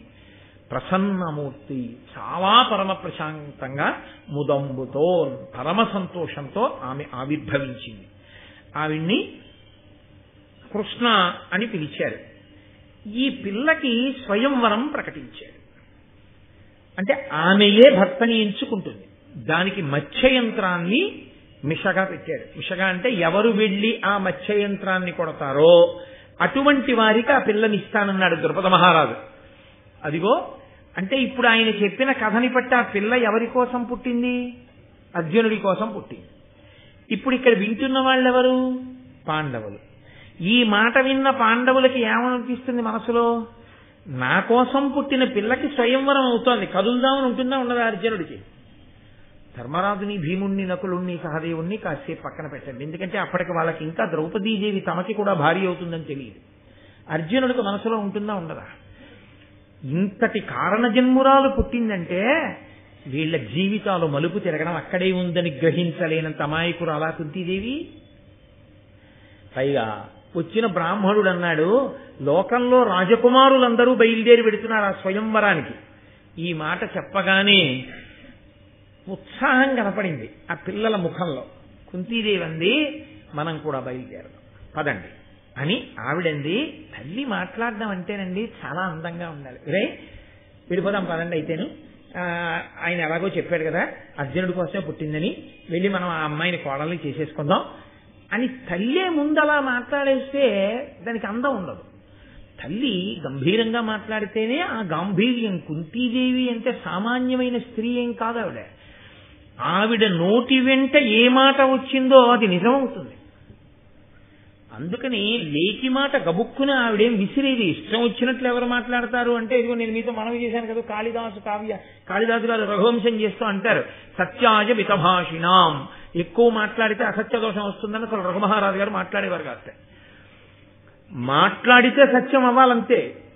అంత శక్తివంతురాలు ఆవిడ. ఆవిడ తపస్సు అటువంటిది, ఆవిడ పాతివ్రత్యం అటువంటిది. కాబట్టి ఇప్పుడు కుంతీదేవి పిల్లలతో మాట్లాడేటప్పుడు ఎంత అందంగా మాట్లాడిందో చూడండి. పిల్లల దగ్గర మాట్లాడేటప్పుడు పెద్దవాళ్ళు ఒక అందంగా మాట్లాడాలి. పెద్దవాళ్ళ దగ్గరికి వెళ్ళి పిల్లలు మాట్లాడేటప్పుడు ఒక నియతితో మాట్లాడాలి. ఆవిడంది, కడు పెద్ద కాలముండితి మొడబడి ఇందెంత కాలమున్నను మనకయ్యడు లాభమేమి, మరి ఎప్పుడు ఉచితమే ఉరుల ఇండ్ల పొత్తున ఉండన్. లోకంలో పరాన్న భుక్కు అని ఒక మాట. పరాన్న భుక్కు అంటే ఇతరుల ఇంట అన్నం తినేవాడు అని. ఇతరుల ఇంట ఎప్పుడూ అన్నం తినడం అనేటటువంటిది మంచి లక్షణం కాదు. అందున ఉపవాసం చేసినప్పుడు అసలు తినకూడదు.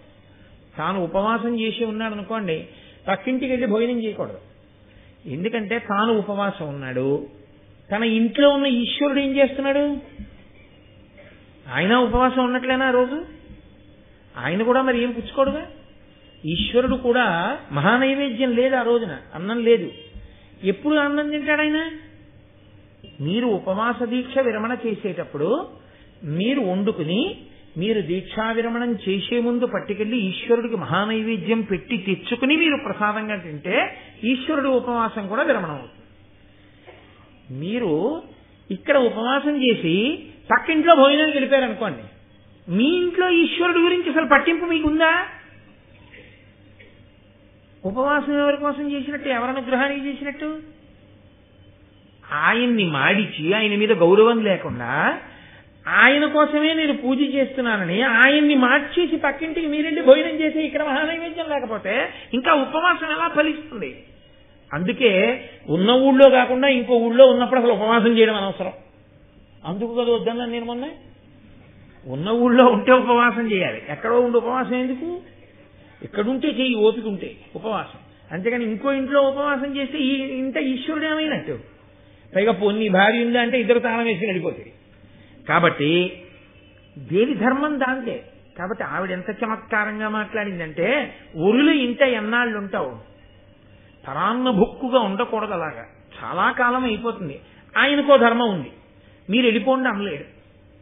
మనం అలా పడి తినడం అనో మాట ఉంటుంది చూశారు, అలా ఎంతకాలం తింటాం. ఇక్కడ ఏమిటి లాభం ఇక్కడ ఉండడం వల్ల అంటే అన్యథా చెప్పేసింది ఆవిడ. ఇక్కడి నుంచి కదిలితే లాభం ఉంది. ఏమిటో తెలుసా? అర్జునుడికి ద్రౌపది ఇల్లాలవుతుంది, ద్రౌపది అర్జునుడికి ఇల్లాలైన ఉత్తర క్షణంలో దృష్టజ్యుమ్నుడు బావమరుదవుతాడు, ద్రుపదుడు మామగారు అవుతాడు. ద్రుపదుడు మామగారైనటువంటి ఉత్తర క్షణంలో పాండవుల 5గురికి ఒక గొప్ప రాజు యొక్క ప్రాపకం కలిసి వచ్చేసింది. మళ్లీ వీళ్ళు క్షత్రియులని ప్రకటించుకోవచ్చు. ప్రకటించుకున్న ఉత్తర క్షణంలో ఇదే అన్యాయం, పాండవులు బతికున్నారని అందరూ చాలా మంది అటు వస్తారు. రాగానే ధృతరాష్ట్రుడు భయపడి రాజ్యమన్నా ఇస్తాడు, లేదా మళ్లీ హస్తినాపురం అన్నా తీసుకెళ్తాడు గౌరవంగా. ఇంత మలుపు తిరగాలంటే, లాభం కలగాలంటే ఇక్కడి నుంచి కదలాలి తప్ప ఇక్కడ ఇంకా ఇలా ఉండిపోతే ఎందుకు? దేశము కాలము కలిసి వచ్చే ధర్మము వలన. ఇది ఓర్పు అంటే. ఆ పట్టిన ఓర్పుకి ఫలమేమి అంటే, వాళ్ళు అంత ఓర్పుగా ఉండి భిక్షాటన చేసైనా బతికినందుకు ఫలితమేమి అంటే కలిసి వచ్చే కాలం వచ్చింది. ఇది గుర్తించింది ఇంటి పెద్దరికంగా కుంతీదేవి. కాబట్టి బయలుదేరండి మనం వెడదాం అంది.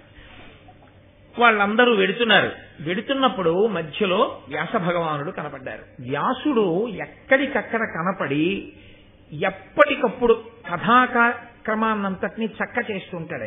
ఆయన దుర్యోధనుడికి కనపడ్డాడు. దుర్యోధనుడికి చెప్పడం, ఆయన ఎప్పుడు చెప్పినా పాండవులకు కుంతికి చెప్తుంటాడు. ఎందుకు చెప్తాడో తెలుసా అండి?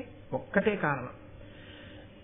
సత్పురుషులు తరచుగా మీకోసం రావాలి అంటే అసలు మీకు ఆ ప్రవర్తన ఉంటే వస్తారు. మీరు వారి హృదయాన్ని గెలుచుకుని ఉండుంటే వస్తారు. సత్పురుషుల హృదయం గెలుచుకోవడానికి మార్గం ఏమిటై ఉండాలి?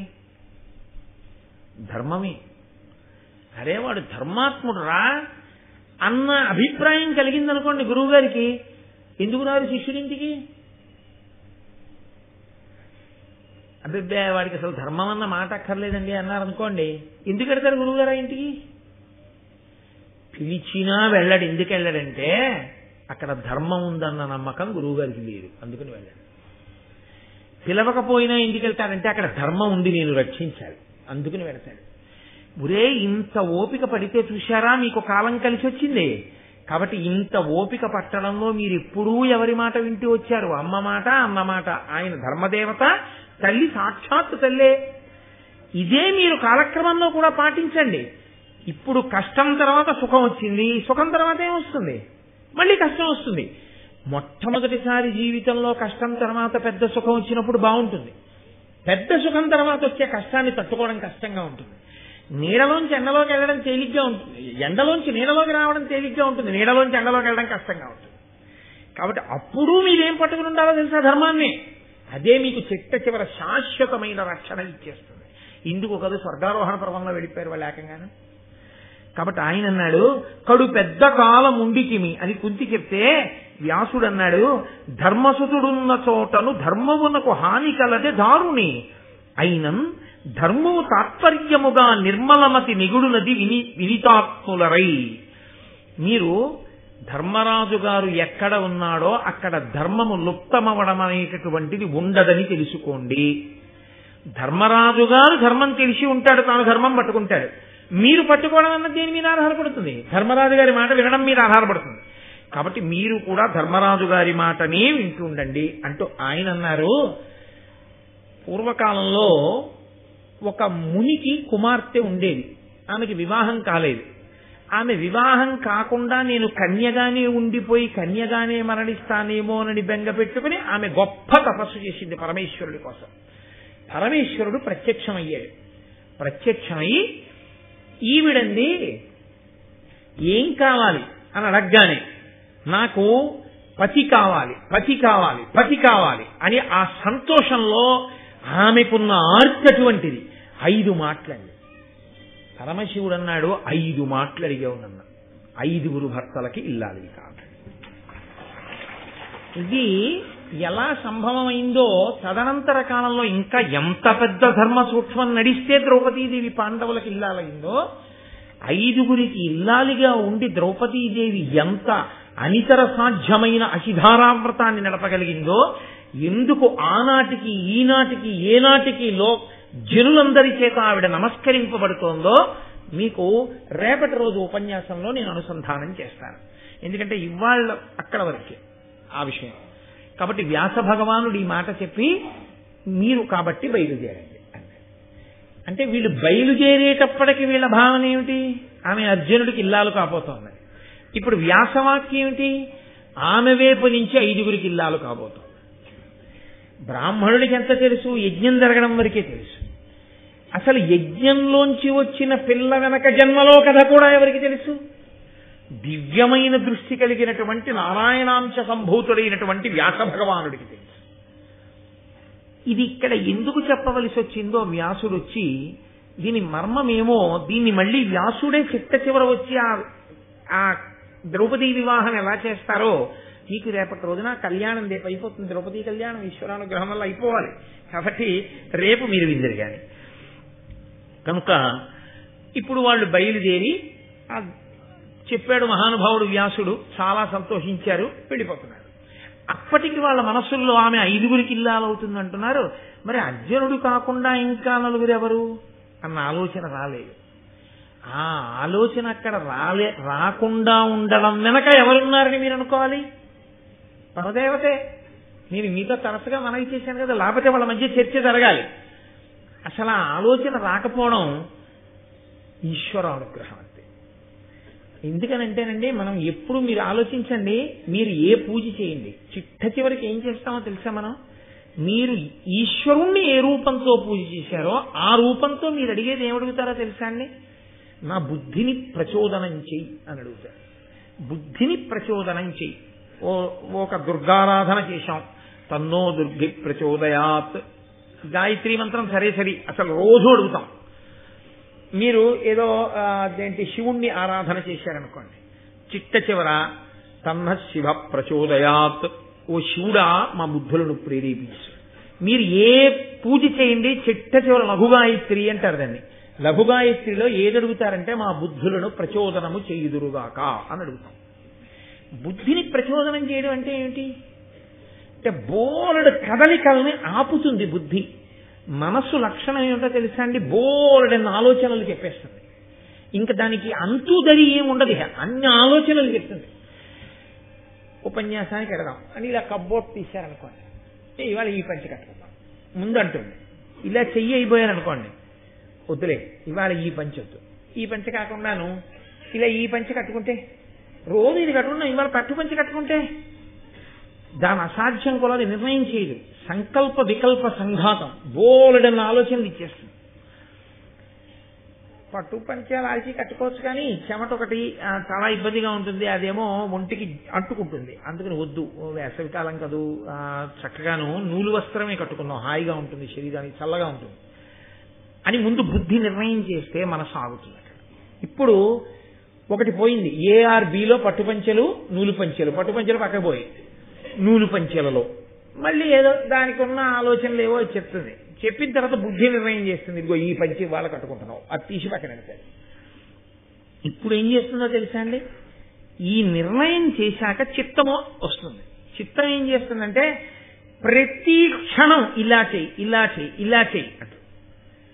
ఇవాళ పంచ కట్టుకునేటప్పుడు కుర్చీలు ఇలా పెట్టుకుంటావా ఇలా పెట్టుకుంటావా అని ఏదో ఆలోచన చెప్తుంది. అది ఎలా కట్టుకోవాలో ప్రతి క్షణం చెప్పేది చిత్తం.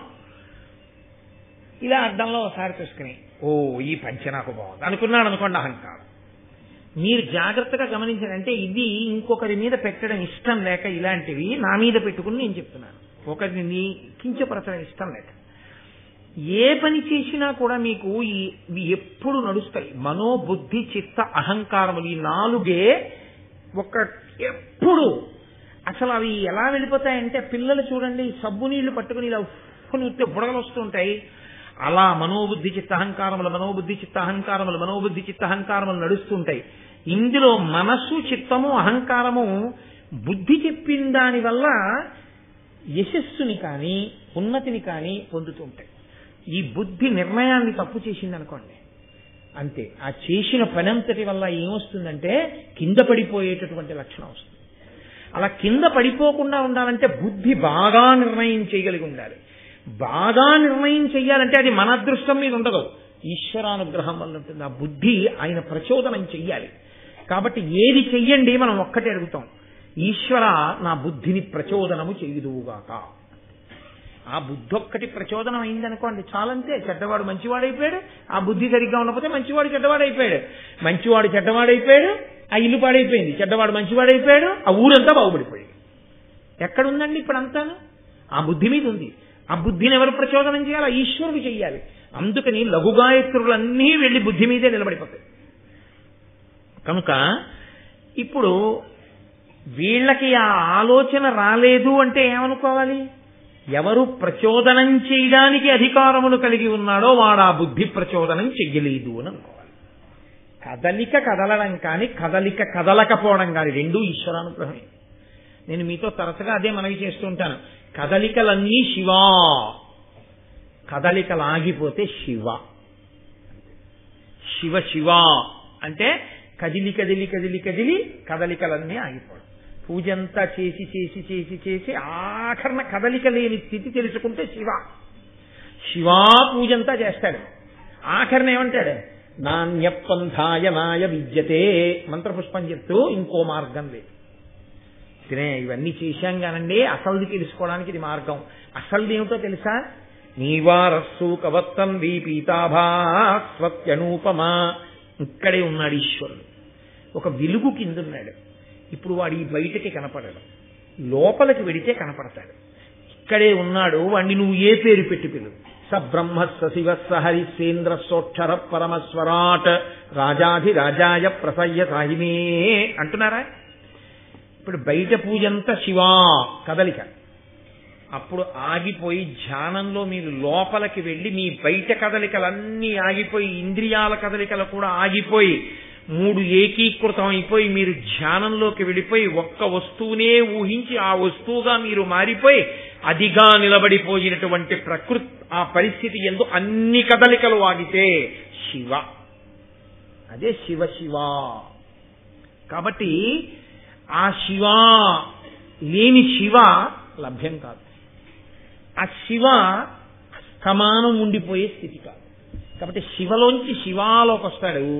శివ అన్ని శివపరంగా చేస్తాడు. అది శివ శివ. అది పార్వతీ పరమేశ్వరులు విడివడి ఉండకూడదు, విడివడి ఉండరు అన్న సిద్ధాంతం. కాబట్టి ఇప్పుడు వాళ్ళకి ఆ ఆలోచన రాలేదు. అదే దేవతానుగ్రహము. అందుకే నేను మీతో మనవి చేశాను, మహాభారతాన్ని కేవలం ఒక కథాపరంగా వినడం కూడా మంచిదే. కానీ మహాభారతాన్ని మీరు ధర్మ సూక్ష్మ సమన్వయంగా తెలుసుకున్న నాడు ఎక్కడెక్కడ ఈశ్వరానుగ్రహం ఎలా ఉంటుందో, దేని కొరకు మనం వెంపర్లాడవలసి ఉంటుందో మీరు ఆలోచించవలసి ఉంటుంది. ఒక్క నిర్ణయం అండి పాడు చేసేస్తుందంటే జీవితాన్ని. ఒకే ఒక్క నిర్ణయం పాడు చేస్తుంది. నేను విశాఖపట్నంలో చదువుకునే రోజుల్లో నాకు మంచి స్నేహితుడు ఉండేవాడు. నేను అప్పటి వరకు అతనితో మాట్లాడి వెళ్ళిపోయాను. నేను వెళ్ళిపోయాను, అతను వీధిలో నిలబడి వాళ్ళ అక్క చెల్లెళ్లతో మాట్లాడుతున్నాడు. ఎక్కడికో వెళ్ళాలి. ఆ అక్క చెల్లెళ్ళు అన్నారు, ఉండరా బస్సు చాలా రష్గా ఉంది కదా, ఇంకో బస్సు ఎక్కుదుగాను అన్నారు. ఆ కాలేజీ రోడ్డు అని ఉండేది, ఇలా బాగా ఎత్తుగా ఉండేది. అది ఎక్కుతోంది బస్సు. ఏదో 13వ నెంబరో ఏదో నాకు జ్ఞాపకం లేదు, అదే అనుకుంటా వెళ్ళేదట ఎక్కువ. 13 నెంబర్ అని ఆ బస్సు అనుకుంటా. అతను ఏం పర్వాలేదని గౌరవంగా వెళ్ళి ఎక్కాడు ఆ బస్సు. ఆ ఫుట్ స్టెప్స్ మీద నిలబడ్డాడు పట్టుకుని. ఎక్కి వెళ్లిన కొద్దిసేపటికి ఆ బస్సుకు ప్రమాదం సంభవించింది. విచిత్రం ఏంటో తెలుసా అండి, ఆ రోజుల్లో ఫోన్లు అవి ఏం లేవు. నేను మర్నాడు పేపర్ తీశాను, ఇతని ఫోటో ఉంది చనిపోయిన వాళ్ళ ఫోటోల్లో. నేను చల్లబోయి పరిగెత్తుకుంటూ వాళ్ళ ఇంటికి వెళ్ళాను. చచ్చిపోయాడు నిన్న బస్సు కింద పడి, అతను బస్సు పడిపోయినప్పుడు అన్నారు. వాళ్ళ అక్కయ్య వాళ్ళు ఎందుకురా వెనకాల ఇన్ని బస్సులు వస్తాయి కదా ఉండంటున్నారు. ఏం పర్వాలేదని పరిగెత్తుకెళ్ళి ఎక్కాడంతే. ఎక్కే ఎంత బుద్ధి అయిపోయింది, శరీరం పడిపోయింది. అదే బుద్ధి ఎక్కద్దు, ఫోన్లే ఉండు ఇంకో బస్సు ఎక్కదు కానీ అన్నాడు అనుకోండి, బతికేశాడండి. ఆ కుటుంబం తర్వాత ఎంతకాలం బెంగెత్తుకుపోయిందో, ఎంత కుదేలైపోయిందో ఆ కుటుంబం. ఒక్క నిర్ణయం అంతే, చెప్పలేము. తల్లికోట యుద్ధంలో రామరాయల వారు ఎడ్ల బళ్ళకి కట్టి చీకట్లో వెళ్ళిపోతున్న కాగడాలు చూసి శత్రు సైన్యం అంతా ఒడ్డున అటువైపుకి వెళ్ళిపోతోంది. అట్నుంచి నదిని దాటి ఇటు వస్తారనుకుని తన సైన్యాన్ని అంతటినీ కిందకి వెళ్ళిపోమన్నాడు. అటు వెళ్ళినవి ఎడ్ల బళ్ళు అని గుర్తించలేకపోయాడు. అవన్నీ కాగడాలు కట్టుకుని ఎడ్ల బళ్ళు వెళ్ళిపోయి సైన్యం అక్కడే ఉంది. ఈయన సైన్యం అంతా కిందకి వెళ్ళిపోయింది. ఈయన సైన్యం అంతా కిందకి వెళ్ళిపోయిందని గుర్తించి తెల్లవారుజామున వాళ్ళు నదిని దాటి ఇతలకు వచ్చేశారు. రామరాయల వారి ఏనుక్కి నల్లమందు పెట్టేశారు. ఆయన శిబిరం మీద దాడి చేశారు. అంత సువిశాలమైనటువంటి అంత ఐశ్వర్యవంతమైన విజయనగర సామ్రాజ్యం పతనం అయిపోయింది రామరాయల మరణంతో. ఒక్క నిర్ణయం అయిపోయిందంటే రాజ్యం. అందుకే ఉద్ధాన పతనములకు కారణము బుద్ధియే. ఆ బుద్ధి ఎవరి మాట వినదో. అది సరి అయినటువంటి సమయము కాకపోతే నా అంత వాణ్ణి నేనని అహంకరించి తిరిగిన వాడికి అలాంటి నిర్ణయాలే చేయిస్తారు. నీకెవరి అనుగ్రహం అక్కర్లేదు, అలాంటి నిర్ణయాలే వస్తాయి. నువ్వు ఈశ్వరుడికి జవాబుదారీగా బతకడం అలవాటైంది, పరమేశ్వరుడికి నమస్కారం చేసి బయలుదేరడం అలవాటైంది. ఈశ్వరుడు ఆ సమయానికి ఒక ప్రచోదనం చేయిస్తాడు, అంతే. ప్రమాదం తప్పుతుంది ఆ చేసుకునే నిర్ణయం వల్ల. అందుకే పూజలన్నీ ఎక్కడ పూర్తవుతాయంటే లఘుగాయత్రితో పూర్తయిపోతాయి.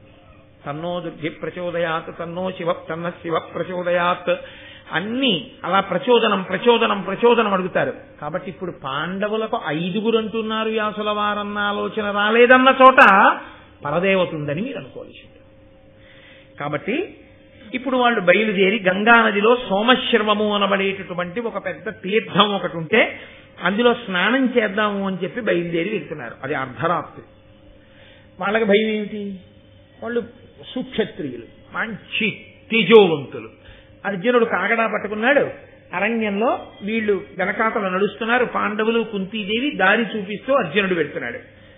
ఆ చీకట్లో వెడుతుండగా అర్ధరాత్రి వేళ ఆ గంగా తీరంలో ఆ సోమశ్రవము అనబడేటటువంటి తీర్థంలో స్నానం చేయడానికి వచ్చాడు అంగారపర్ణుడు అనబడేటటువంటి గంధర్వుడు ఒక ఆయన. ఆయన అర్జునుడిని చూసి ఆయన ఒక ప్రశ్న వేశాడు. ఏమయ్యా, నువ్వెవరం లేదు, మహాభారతం అంతా ధర్మాలేనండి, మహాభారతం అంతా ధర్మమే. సరే, నాకు ఒక మాట జ్ఞాపకానికి వస్తోంది. భగవాన్ రమణులు అరుణాచలంలో ఆశ్రమం అంటే ఆయన ఏమో ఆశ్రమం అనలేదు అప్పట్లో, దాన్ని మాతృభూతేశ్వరాలయం అన్నారు. అది కట్టిన రోజుల్లో పావులు అవి తిరుగుతుంటే గబుక్కుని కర్ర తీసేవారు. తీస్తే ఆయన అనేవారు, కొట్టకండి, అవి ఉండవలసిన చోటికి మనం వచ్చాం, మనం ఉన్న చోటికి అది రాలేదు. కాబట్టి వాటికి ఇబ్బంది కలగకుండా మనం ఇక్కడ మసులుకోవాలి, అంతేకాని మనకి ఇబ్బంది కలుగుతోందని వాటిని చంపకూడదు. అది తప్పు కదా, అలా కొట్టకండి అనేవారు. అంగారపర్ణుడు ఎంత ధర్మం అడిగాడో తెలుసా అండి? ఆయన భార్యతో విలాసంగా అక్కడ క్రీడిస్తున్నాడు. వీళ్ళు వెళ్ళారు 5. వెళితే ఆయన అన్నాడు, ఇలనర్ధరాత్రమును సంధ్యలు 2 భూత యక్ష దానవ గంధర్వులు క్రొమ్మరియుడు ప్రొద్దులు వెలయగా ఇందమనిచెరులు వెరతురు నడవన్. ఏమయ్యా, లోకంలో ఒక నీతి అన్నది ఒకటి ఉంది. అర్ధరాత్రి వేళ ఉభయ సంధ్యలలో, అంటే పూర్వ సంధ్య ఉత్తర సంధ్య, ఉదయం వేళ సాయంకాలం వేళ, అంటే ఇంకా చీకటి విడవక ముందు, ఈ 3 సమయాల్లోనూ కూడా అర్ధరాత్రి ఉభయ సంధ్యలలో ఒక్క భూతములు తిరుగుతాయి. యక్షులు తిరుగుతారు, దానవులు తిరుగుతారు, గంధర్వులు తిరుగుతారు. వీళ్ళు 4 తిరుగుతారు తప్ప మనుషులు వెరపు పొందుతారు తిరగడానికి. అందుకని తిరగకుండా వాళ్ళు ఉండిపోతారు. ఉండిపోతే పరమేశ్వరుడు ఏం చేస్తాడో తెలుసా అండి? ఉదారుడై స్వల్పకాలిక లయనిస్తాడు. పడుకోండ్రా అని నిద్రనిచ్చి ఇంద్రియాలకన్నిటికీ శక్తినిస్తాడు. అవేం చేస్తాయంటే ఈశ్వరుడు పెట్టిన నియతండి. మహానుభావుడు పరమశివుడంటే సామాన్యమా? ఆయన అనుగ్రహం. ఆయనేమన్నాడంటే ఈ భూతములకన్నిటికీ పగటి వేళ పడుకోమన్నాడు. మీ అందరూ పగటి వేళ పడుకోండి, మీ అందరికీ శక్తినిస్తానన్నాడు. ఇవన్నీ పగలబడుకుంటాయి. చీకటి పడ్డ తర్వాత మనం పడుకుంటాం. అవి లేచి తిరుగుతాయి. వాటి జోలి మనకుండదు, మన జోలి వాటికి ఉండదు. ప్రశాంతంగా ఈ లోకం అంతా నడవాలి. ఆయన పెట్టిన నియతి. మహాభారతంలోనే అనుశాసనిక పర్వంలో ఉంది, పరమేశ్వరుడు ఎందుకు శ్మశానంలో ఉంటాడు అన్నదానికి పార్వతీదేవితో చెప్తాడు, నేను అక్కడ ఉండకపోతే ఉగ్రభూతాలు ఊళ్ళో వెళ్ళిపోతాయి, అందుకని వాటి ముందు తినే నాట్యం చేసి అలా కూర్చోబెడుతుంటాను, అక్కడ భక్తులు పాడైపోకూడదని. అందరూ నన్ను పట్టుకుని అస్తమానం శ్మశానవాసి అని అదే పనిగా శివుడు అని చెప్పి ఏదో చేతకాని వాడన్నట్టుగా, అంటే నా సొమ్యం పోయిందని లేచి వెళ్ళిపోయినట్టే మీ బతుకులు బయటపడతాయన్నాడు. అండి ఆయన గంధర్వుడైనా అంటే అర్జునుడు అన్నాడు, నడురే ఈ సంధ్యలందురు నడవగ నోడుదు రశక్తనరులు భయం పడుదుమే ఏ మెయ్యడన ఎప్పుడు నడుతుమ అధిక శక్తి పురుషులమగుతాను. సామాన్యమైన మనుష్యులు ఎందుకు తిరగరో తెలుసా? వాళ్ళకి భూతములను నిగ్రహించగలిగిన శక్తి ఉండదు, రాక్షసులను నిగ్రహించగలిగిన శక్తి ఉండదు, లేకపోతే ఏదో గంధర్వుల్ని అణచగలిగిన శక్తి ఉండదు. అందుకని వాళ్ళు మనకి ఎందుకు వచ్చిన గొడవని బయటికి రాదు. మేము అటువంటి వాళ్ళం కాదు, మేము దివ్యమైనటువంటి స్థితిని పొందిన వాళ్ళం. సమస్త అస్త్ర శస్త్రములు మాకు తెలుసు, కాబట్టి మేమే ఈ 4 అణచగలం. కాబట్టి ఇంకా మాకు మేము రాత్రి తిరగకూడదని ఏమిటి? ఎవరికి ఎంతవరకు అవసరమో అంతవరకే, అంతేకాని అది ఆ అవసరం లేని చోట తిరగకూడదు. తిరగకూడదని నియమం లేదు, అందుకని మేము తిరుగుతున్నాం. ఇప్పుడు ఏదైనా ఒక ఆచారమో అన్నది ఉందనుకోండి, అది ఎందుకు పెడతారంటే దానివల్ల ఒక ప్రయోజనము కొరకు పెడతారు. అసలు ఏమీ ట్రాఫిక్ లేదు, ఇటు లేదు, అటు లేదు, ఇటు లేదు, అప్పుడు రెడ్ లైట్ పడింది, వెళ్ళిపోవచ్చా అని మీరు అడిగారు అనుకోండి, వెళ్ళిపోతే తప్పేం. ఎప్పుడు రెడ్ లైట్ పడితే ఆగమన్నారంటే ట్రాఫిక్ ఎక్కువగా ఉంటే.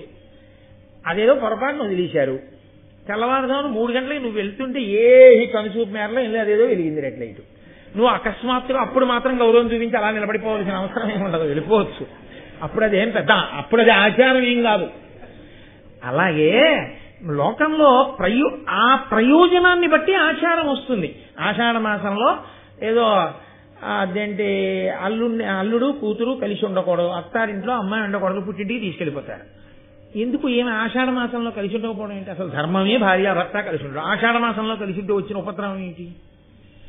ఆషాఢ మాసం తొలకరి, వర్షాలు పడతాయి. ఆ వాన పడేటప్పటికీ గబగబా నాగలి పట్టుకుని వెళ్లి భూమిని దున్నాలి. ఆ భూమిని దున్నితే ఒక్క గింజ వేస్తే పుట్టెడు గింజలు దొరుకుతాయి. వచ్చే ఇబ్బందల్లా ఎక్కడ వస్తుందంటే, సాధారణంగా మనకి దక్షిణ దేశం వైపు అంతా ఎదుర్వేదం వాళ్ళు ఎక్కువ మంది ఉంటారు. ఆ ఎదుర్వేదంలో మళ్ళీ ఆపస్తంభ సూత్రులు ఉంటారు. ఈ ఆపస్తంభ సూత్రులకి ఇతరత్ర దక్షిణ దేశ మర్యాదను అనుసరించి మనం ఏం చేస్తామంటే, సాధారణంగా చైత్ర మాసంలోనూ వైశాఖ మాసంలోనూ పెళ్లి ముహూర్తాలు చాలా ఎక్కువ ఉంటాయి. మూఢం వెళ్ళిపోనివ్వండి, మీరు చూద్దరు కానీ చాలా ఎక్కువ ఉంటాయి పెళ్లి ముహూర్తాలు. ఇన్ని పెళ్లి ముహూర్తాలు ఉన్న తర్వాత ఏమవుతుందంటే, పెళ్లి అయ్యేది చైత్రము వైశాఖములో పెళ్లి అవుతుంది, ఏ జ్యేష్ఠ మాసంలోనూ పిల్ల కాపురానికి వస్తుంది. ఆషాఢ మాసం అప్పటి వరకు ఏదో వేసవి, రాత్రి అయ్యేటప్పటికి వేడి, ఉక్కపోత, చికాగ్గా ఉంటుంది. ఆషాఢ మాసం వచ్చేప్పటికి బయట వర్షం పడుతుంటే చల్లగా హాయిగా ఉండి ఈయన ఏం చేస్తాడంటే, తెల్లవారుదామన్న వర్షం పడుతుంటే లేచి నాగలి పట్టుకుని వెళ్ళడు.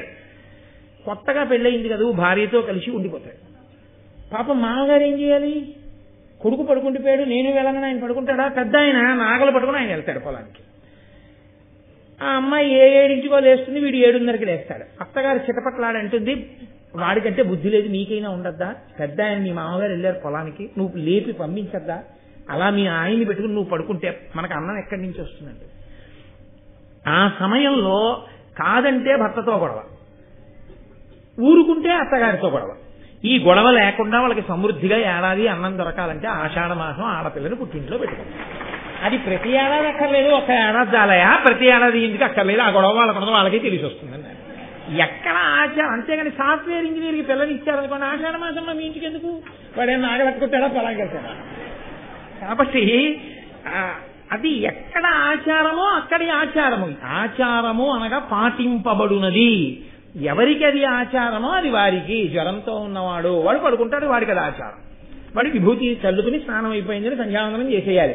అంతేగాని వాడు అదృష్టం 103 జ్వరం ఉంది, హాయిగా విభూతి జల్లు సంధ్యావందనం చేసేశాడు, నేను విభూతి జల్లేసుకుంటానంటే అనకూడదు. నీకు ఆచారం చక్కగా తల మీద స్నానం చేసి సంధ్యావందనం చేసుకోవాలి. ఆచారము అనగా ఆయా స్థితిని బట్టి ఉంటుంది, అంతేగాని అది మూర్ఖంగా ఉండదు. ఉండదని తెలుసుకోగలి మూర్ఖాచారం ఉండదు, ఇంకో పెద్దతం. కాబట్టి ఇప్పుడు ఆయన ఆ ప్రశ్న అడిగితే అర్జునుడు శిష్టమైన సమాధానం చెప్పాడు అని మీరు గ్రహించవలసి ఉంటుంది. అంతేగాని అర్జునుడు చెంపడి జవాబు చెప్పాడండి, అలా చెప్పచ్చా అండి గంధర్వులకి, అలా అని మీరు అనకూడదు. ఆయన చెప్పిన దాంట్లో యథార్థం ఉంది. సామాన్యమైన మనుషులు భయపడతారు. మీరు కూడా వెంటనే నేను సామాన్యుడిని కానండి అని వెళ్ళిపోకూడదు. దెబ్బతిన్నాక తెలుస్తుంది మనం సామాన్యులు అసామాన్యులు. ఎందుకు వచ్చిన గొడవ? మనం అర్జునుడు కావని తెలుసుకుంటే చాలు. కాబట్టి ఇప్పుడు ఆయన అన్నాడు, ఆయనకి కోపం వచ్చింది, నేను ఇక్కడ భార్యతో విహరిస్తున్నాను, నువ్వు ధర్మం తప్పి అర్ధరాత్రి వేళ వచ్చి నేను క్రీడిస్తున్నటువంటి విషయానికి అడ్డొచ్చావు. పైగా దీనికి అంగారపర్ణుడు తిరిగే ప్రదేశం అని పేరు. ఇలాంటి చోటుకి నువ్వు వచ్చావు కాబట్టి నేను నీ మీద బాణాలు విడిచిపెడుతున్నానని చెప్పి అర్జునుడి మీదకి బాణ పరంపర వదిలాడు. ఈయన వెంటనే ఆ కొరివితోటి ఆ బాణములను పక్కకి తోసి పారేసి, ఏమనుకుంటున్నావో నేనంటేను, నేను ఏ సామాన్య బ్రాహ్మణుణ్ణి అనుకుంటున్నావా, నేను అర్జునుణ్ణి, పాండవుల్లో పుట్టినటువంటి వాణ్ణి అని ఆయన ఒక ధనస్సు పట్టుకుని ఒక బాణాన్ని తీసుకుని దాని మీదకి ఆగ్నేయాస్త్రాన్ని అభిమంత్రించాడు. అగ్నిదేవుండు బృహస్పతికిచ్చే, మున్నతడు భరద్వాజుడనగా బరగు మునికిచ్చే, అమ్మహాముని భార్గవునకిచ్చే, భార్గవుండును కుంభభవునకిచ్చే, అమ్మహాత్ముండు నాకదిదయ ఇచ్చే ఈ అనలాస్త్రమని దానిన మహోగ్ర గంధర్వుపై వైచే ఘనుడింద్రసుతుడంతా ప్రథదం బప్పుడు దగ్ధమైన అగ్ని దాహభీతి అంగారపర్నుండు బమ్మరిల్లి నిలబడిన వాని కొప్పు వట్టి ఈడ్చుకుని వచ్చే ధర్మజుకడకు ఇంద్రసుతుడు కడిమి మెరసి. ఇదిగోనయా ఇది ఆగ్నేయాస్త్రం. దీన్ని అగ్నిదేవుడు మొట్టమొదట బృహస్పతికి ఇచ్చాడు. ఆ బృహస్పతి భరద్వాజుడికి ఇచ్చాడు. ఆ భరద్వాజుడు దాన్ని పట్టుకెళ్లి మహానుభావుడైనటువంటి ద్రోణాచార్యుల వారికి ఇచ్చాడు. ఆ ద్రోణాచార్యుల వారు అది ఆ భార్గవుడికి పరశురాముడికి ఇచ్చాడు. పరశురాముడు ద్రోణాచార్యుల వారికి ఇచ్చాడు. ఆ ద్రోణాచార్యుల వారు దయతో నాకిచ్చారు. నాకు ఇవ్వబడిన ఈ ఆగ్నేయాస్త్రాన్ని నీ మీద ప్రయోగిస్తున్నానని ప్రయోగించాడు. ఆగ్నేయాస్త్రం పడగానే ఆయన కూర్చున్నటువంటి రథం కాలిపోయి అందులోంచి బయటికి దూకి ఆ అంగారపర్ణుడు నేల మీద పడిపోయాడు. పడిపోగానే అర్జునుడు గబగబా వెళ్ళి ఆయన కొప్పు పట్టి ఈడ్చుకుంటూ తీసుకొచ్చి అక్కడ ఉన్న ధర్మరాజు గారి కాళ్ళ మీద పడేశాడు. అది వాళ్ళ ధర్మం. ఆ తర్వాత ఏం చేయాలో ధర్మరాజు గారు నిర్ణయం చేయాలి. అంతేకాని తని చంపేయడం అని నువ్వు వేసావా ఆగ్నేయాస్త్రం అని తిరగబడ్డం అలా ఉండదు. అన్నగారు చెప్పిన మాటకి కట్టుబడతాడు. తీసుకొచ్చి ఆయన దగ్గర పడేస్తే ఈ అంగారపర్ణుని యొక్క భార్య కుంభీనసి అనబడేటటువంటి స్త్రీ పరిగెత్తుకుంటూ వెళ్లి ధర్మరాజు గారి కాళ్ల మీద పడి ఏడ్చి ఆవిడంది, వాని మనోవల్లభ కుంభీనసి అనులది గరంబు భీతి అశేషోర్వీనాథులారా దయ పతిదానము నాకిండు మీకు ధర్మము పెరుగును. నాకు పతిదానం చెయ్యండి ఎందావిడ. నా భర్త మీ అధీనంలో ఉన్నాడు, ఇప్పుడు నాకు మళ్లీ ఇస్తే మీరు పతిని దానం చేసినట్టు. లోకంలో పతిదానం కన్నా గొప్ప దానం లేదు. కాబట్టి ఈ మాట ఎక్కడ వాడుతున్నారో చూశాను. మళ్ళీ ఈ పతిదానం అన్న మాటని అద్భుతంగా వాడింది ఆ శ్రీరామాయణంలో కిష్కింధకాండలో ఆ తార వాడింది, వాలి భార్య. రాముడిని తిడుతుందనుకున్నారు అందరూ. వాలి చనిపోయిన తర్వాత రాముడి దగ్గరికి వెళ్ళండి, లోకంలో అన్నిటికన్నా గొప్ప దానం పతిదానమే, పతికి సతిదానం. నా భర్తకి నేనంటే చాలా ఇష్టం, పైలోకంలోకి వెళ్ళి బాధగా నించుంటాడు నా కోసం, ఆయనకి సతిదానం చెయ్యి, ఆ బాణంతోనే నన్ను చంపి వెళ్ళిపోతాను ఆయన దగ్గరికి. అలా ఇక్కడ నన్నయ్య గారు పతిదానం అన్నమాట వేశారు. ఆయన ఆవిడంది ఆ కుంభీనసి పతిదానం చేయవయ్యా నాకు, నేను నా భర్తతో సంతోషంగా ఉంటాను అంటే వెంటనే ధర్మరాజు గారు అర్జునుడితో అన్నారు, ఆయన ఎప్పుడు మాట్లాడినా ధర్మమేనండి. ఇదే వాళ్ళ జీవితాన్ని మలుపులు తిప్పి ఐశ్వర్యం వైపుకి తీసుకెడుతూ ఉంటుంది అని అరచుతున్న దానికి అనఘుడు కరుణించి పాండవాగ్రజుడై అర్జును చూచి వీని విడువుమోయని ఓడినవాని హీను అపగత శౌర్యం. ఇదిగోనయా ఆవిడ ఏడుస్తోంది, ఇతన్ని విడిచిపెట్టేసి. ఎందుకో తెలుసా, ధర్మము అని ఒక మాట ఉంది కదా, ఓడిపోయిన వాణ్ణి, పరాక్రమము హీనమైపోయిన వాణ్ణి, శౌర్యము నశించిపోయిన వాణ్ణి ఏమీ చేయకూడదు. కాబట్టి విడిచిపెట్టేశారు. ఆ అంగారపర్ణుడిని వెంటనే విడిచిపెట్టేశారు.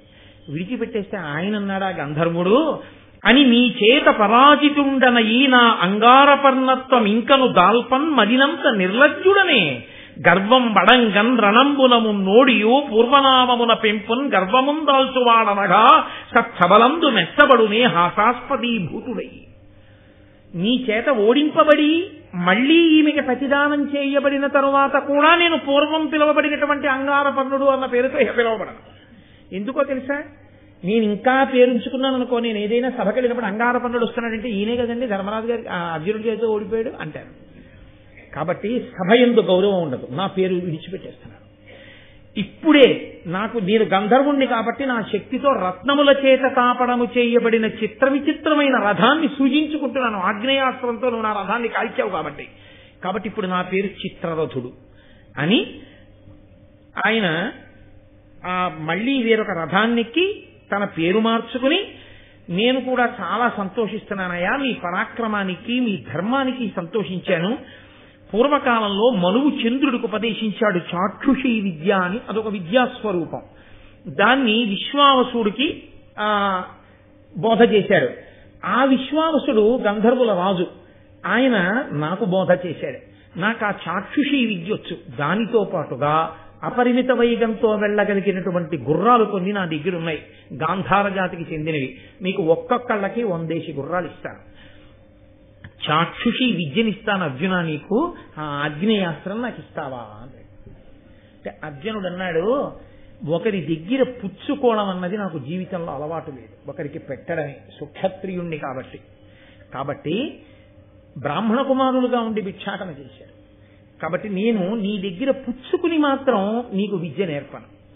నువ్వు కానుకగా ఏదో 100 గుర్రాలు ఇస్తానంటున్నావు, ఈ చాక్షుషీ విద్య నాకు ఇస్తానన్నావు, అక్కర్లేదు, నేనే నీకు ఆగ్నేయాస్త్రం ఇస్తాను, తీసుకో అని చెప్పి ఆగ్నేయాస్త్రాన్ని ఇవ్వడానికి సిద్ధపడ్డాడు.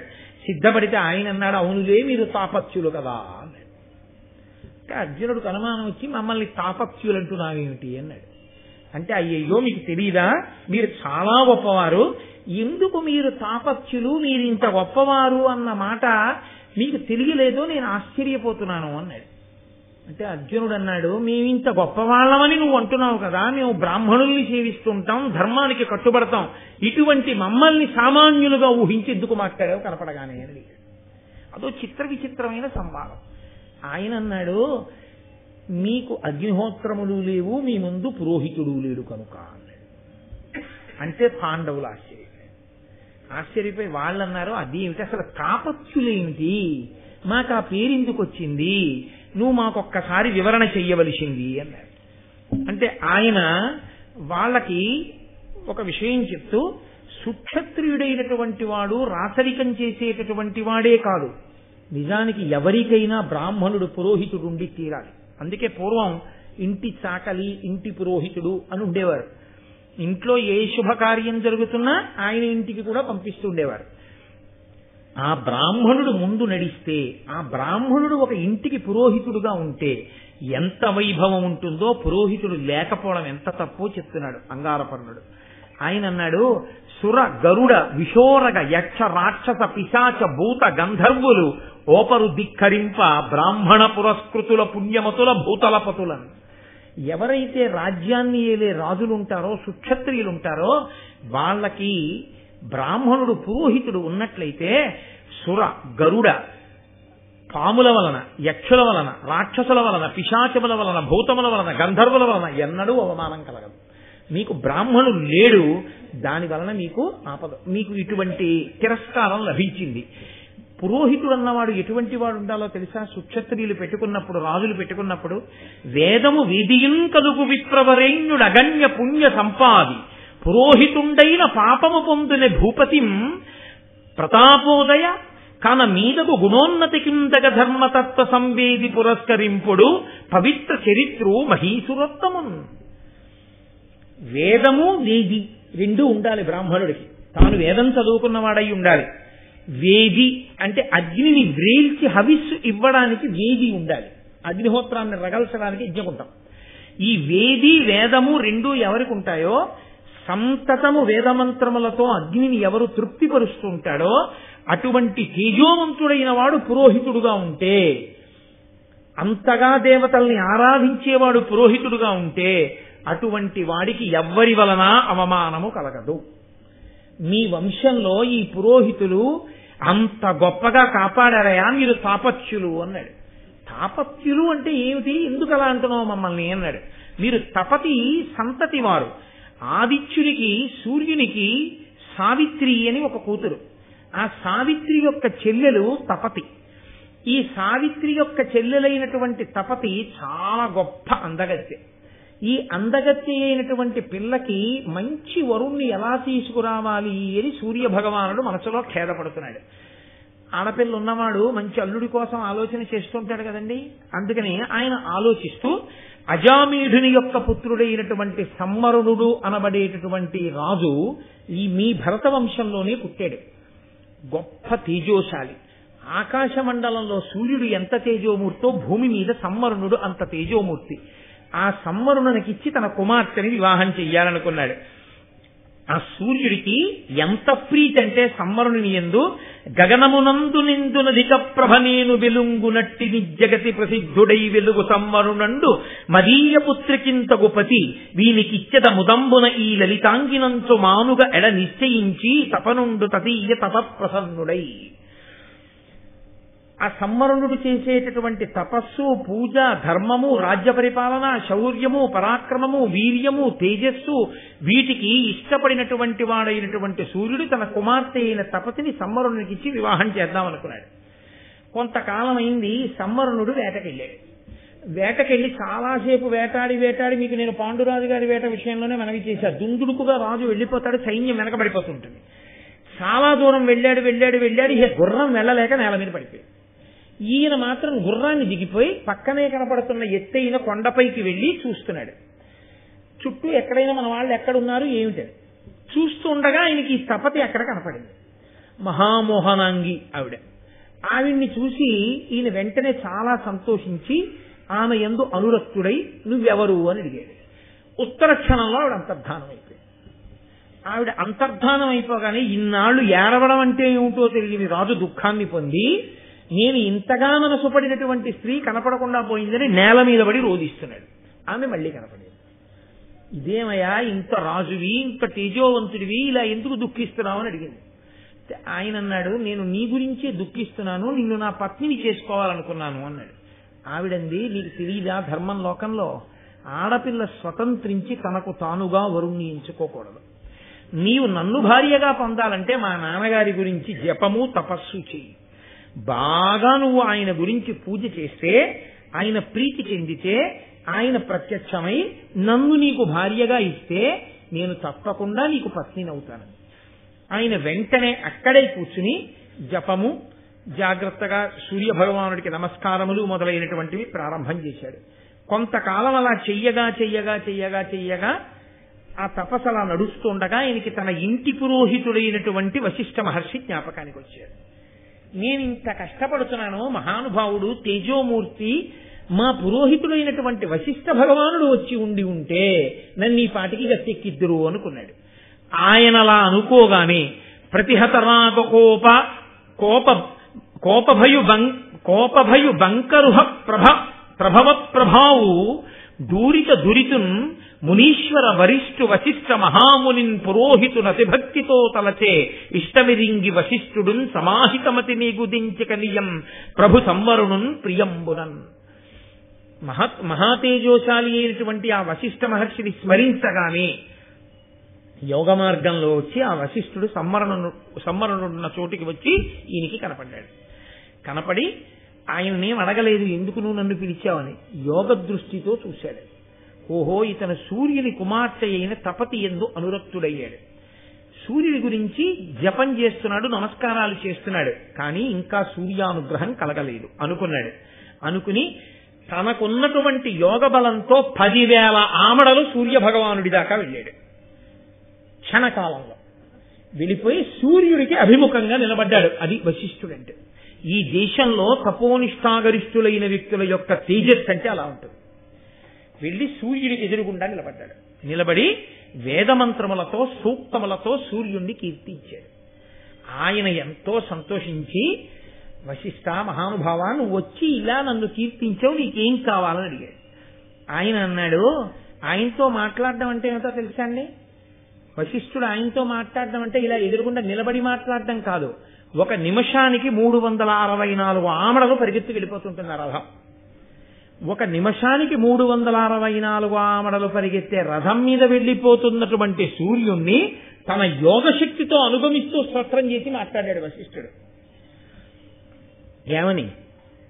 ఇదిగోనయా నా శిష్యుడు ఇక్ష్వాకు వంశంలో భరత వంశంలో సంవరణుడు అన్న రాజు పుట్టి అక్కడ తపస్సు చేస్తున్నాడు నీ గురించి.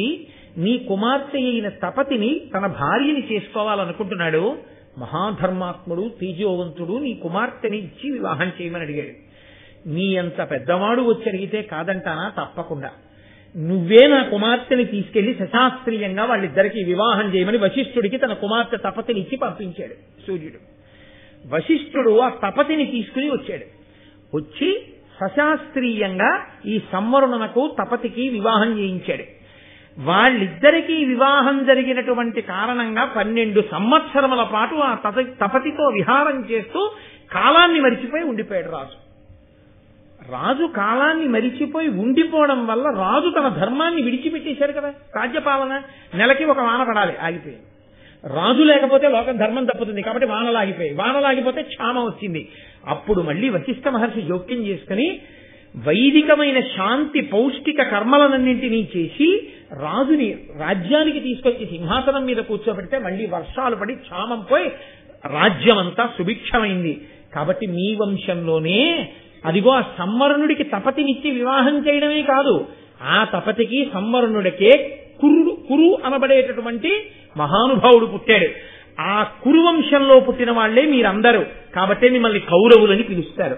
అంతటి గొప్ప వంశకర్త పుట్టాడంటే తపతి అనబడేటటువంటి గొప్ప సుక్షేత్రము సంవరణుడికి లభించింది. ఎవరి వలన? ఇంటి పురోహితుడి వలన. ఇంటి పురోహితుడు సమర్థుడైతే రాజ్య పరిపాలనలో వచ్చిన క్షామాన్ని కూడా తొలగతోశాడు. పురోహితుడు చేసిన పెళ్ళయ్యా మీ వంశంలో ఒక పెళ్లి. కాబట్టి ఇప్పటి వరకు మీకేం తెలుసు అంటే చాలా గొప్ప గొప్పగా ఉన్నటువంటి మగవాళ్లు కొంతమంది తెలుసు. ఏదో శంకర మహారాజు గారు, భరతుడు, ఆ తర్వాత కురు, ఇలాంటి వాళ్ళ గురించే మీకు తెలుసు. కానీ మీ వంశంలో చాలా గొప్ప ఆడవాళ్లు కూడా వంశకర్తలుగా ఉన్నారు. గంగమ్మ భీష్ముణ్ణి కంది గాంగేయుడు అనిపించుకున్నాడు. మీ తల్లి కుంతి మిమ్మల్ని కొంది కౌంతేయులు అని మీకు పేరొచ్చింది. ఇదిగో ఆ తపతి కురు మహారాజుని కంది కాబట్టి మీ వంశంలో ఉన్న వాళ్ళని తాపత్యులు అని పిలుస్తారు ఆవిడ పేరు మీద. ఇంత గొప్పతనం రావడానికి కారణమంతా ఇంటికి పురోహితుడు ఉండడమే.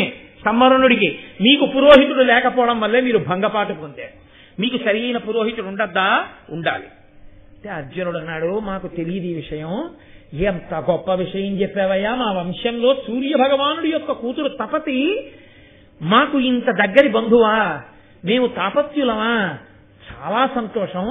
ఆ వశిష్ఠ మహర్షి అంత గొప్పవాడన్నావే, నాకు ఉవ్విళ్ళు ఊరిపోతుందయా మనసు. ఏది ఆ వశిష్ఠ మహర్షి గొప్పతనం ఇంకొంచెం చెప్తూ అన్నాడు. అంటే ఆయన అన్నాడు, వశిష్ఠ మహర్షి యొక్క గొప్పతనం చెప్పనా? సముద్రాల్ని తాగమంటే తాగచ్చేమో, వశిష్ఠ మహర్షి యొక్క గొప్పతనాన్ని చెప్పడం ఎవరికీ సాధ్యం కాదు. కానీ ఒక్క మాట చెప్తా. బలమరి కామక్రోధంబులు రెండు జయింపబడి తపోవీర్య బలంబుల చేసి చేయునవి నిత్తలు ఎవ్వని ఏని పాద సంవాహంబుల్. కామము క్రోధము అని రెండు ఉంటాయి. ఈ రెండు అప్పచెల్లెళ్ళు. కామం తీరితే సుఖంగా ఉంటుంది, తీరకపోతే క్రోధం అన్న చెల్లెలు పుట్టుకొస్తుంది. ఇవి రెండు ఉండి ఎప్పుడూ మనిషిని పాడి చేస్తాయి. ఈ కామక్రోధాలు వదిలేయండి, కామక్రోధాలు వదిలేయండి అంటారు. కామక్రోధాలు వదిలేయడానికి నేను పట్టుకున్నాను ఏంటి వాటిని? అవి నన్ను పట్టుకున్నాయి. అవి నన్ను పట్టుకుంటే ఇప్పుడు వాటికి నేనంటే అసహ్యం వెయ్యాలి. వాటికి నేనంటే అసహ్యం ఎప్పుడు వేస్తుందో తెలుసా అండి? జలగ మిమ్మల్ని పట్టుకుంది అనుకోండి, అయ్యో నేను జలగని వదిలేయండి, జలగని వదిలేయండి అన్నారు అనుకోండి, జలగని వదిలేయడానికి జలగని నేను పట్టుకుంటే కదా వదిలేయడానికి. మీరు వదులుచుకుందామని లాగారనుకోండి, అది సాగుతుంది. అందుకే జలగ సాగినట్టు సాగాడండి అంటారు. అది వదలదు మిమ్మల్ని. అప్పుడు ఏం చేయాలి? మీరు కాస్త ముగ్గట్టుకొచ్చి అలా వేశారనుకోండి, అది టుప్పని ఉడికి పడిపోతుంది. నాకు అసహ్యం ముగ్గంటే. దానికి అసహ్యమైంది పట్టుకోవాలి. కామక్రోధాలు విడిచిపెట్టేయాలంటే ఏం పట్టుకోవాలో తెలుసా? గురువు గారి పాదాలు పట్టుకోవాలి. లోకంలో ఎంతమంది పట్టుకున్నా కామక్రోధాదులు విడిచిపోయేటట్టుగా అంత దివ్యమైన తపస్సు చేసిన మహాపురుషుని యొక్క పాదములు, ఆ పాదములు వశిష్ఠుడివి. ఆ పాద సంవాహనం చేస్తే, ఆ పాదములు పట్టుకుంటే, ఆ కాళ్ళు వస్తే కామక్రోధములు విడిచిపెట్టేస్తాయి. అంతటి మహానుభావుడయా వశిష్ఠుడంటే. ఆ వశిష్ఠుడు కామధేనువు యొక్క బిడ్డ నందిని ఆయన దగ్గర ఉండేది. ఆ నందిని ఆయన పెంచుతూ హవ్యకవ్యములను నడుపుతున్నాడు.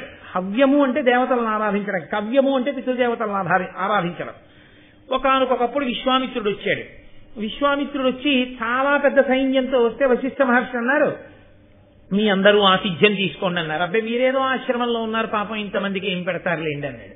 ఏమీ బెంగపెట్టుకోకండి, మేము పెడతామని చెప్పి నందిని పిలిచి వీళ్ళందరికీ ఎవరెవరికి ఏది ఇష్టమో అది పెట్టమన్నారు వశిష్ఠ మహర్షి. అంతే, ఎవరికి ఏది ఇష్టమో అవన్నీ సృజించింది ఆవిడ, ఆ ధేనువు, ఆ ఆవు దూడ. అంతే, ఇంతమందికి ఇన్ని పెట్టేస్తే విశ్వామిత్రుడు తెల్లబోయాడు. తెల్లబోయి ఆయన అన్నాడు, నీ దగ్గర ఎందుకయా ఈ ఆవు ఇంత గొప్పది, నాకు ఇచ్చేసేయి, నీకు 1,00,000 పాడి ఆవులు ఇస్తానన్నాడు. నువ్విచ్చే 1,00,000 పాడి ఆవులు ఎవరికి కావాలయా? నా హవ్యకవ్యములు దీని వల్ల నడుస్తున్నాయి, నాకు ఈ నందిని ధేనువు కావాలన్నాడు వశిష్ఠుడు. నేను రాజుని, రత్నహారీత పార్థివా అంటాడు రామాయణం బాలకాండలో విశ్వామిత్రుడు. ఎక్కడ రత్నం ఉన్నా రాజుది, కాబట్టి నేను తీసుకుపోతా, అసలు నిన్ను అడగడం నా తప్పు, అడగాలని ఎక్కడుంది నేను పట్టుకుపోతున్నా అన్నాడు. ఊరుకున్నాడు వశిష్ఠుడు. పట్టుకుపోయాడు.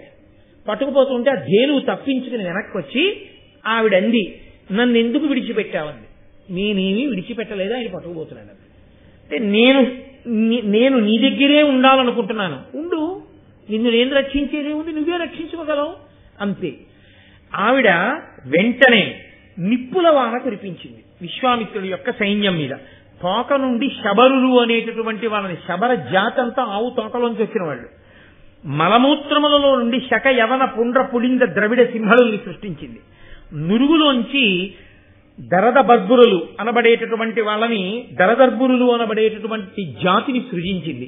వీళ్ళందరూ విశ్వామిత్రుడి సైన్యం మీద పడి వాళ్ళందరినీ కూడా తెగటారిస్తే విశ్వామిత్రుడు ఓడిపోయి వెళ్ళిపోయి ఆ తర్వాతి కాలంలో చాలా కాలానికి బ్రహ్మర్షిత్వం పొందాడు.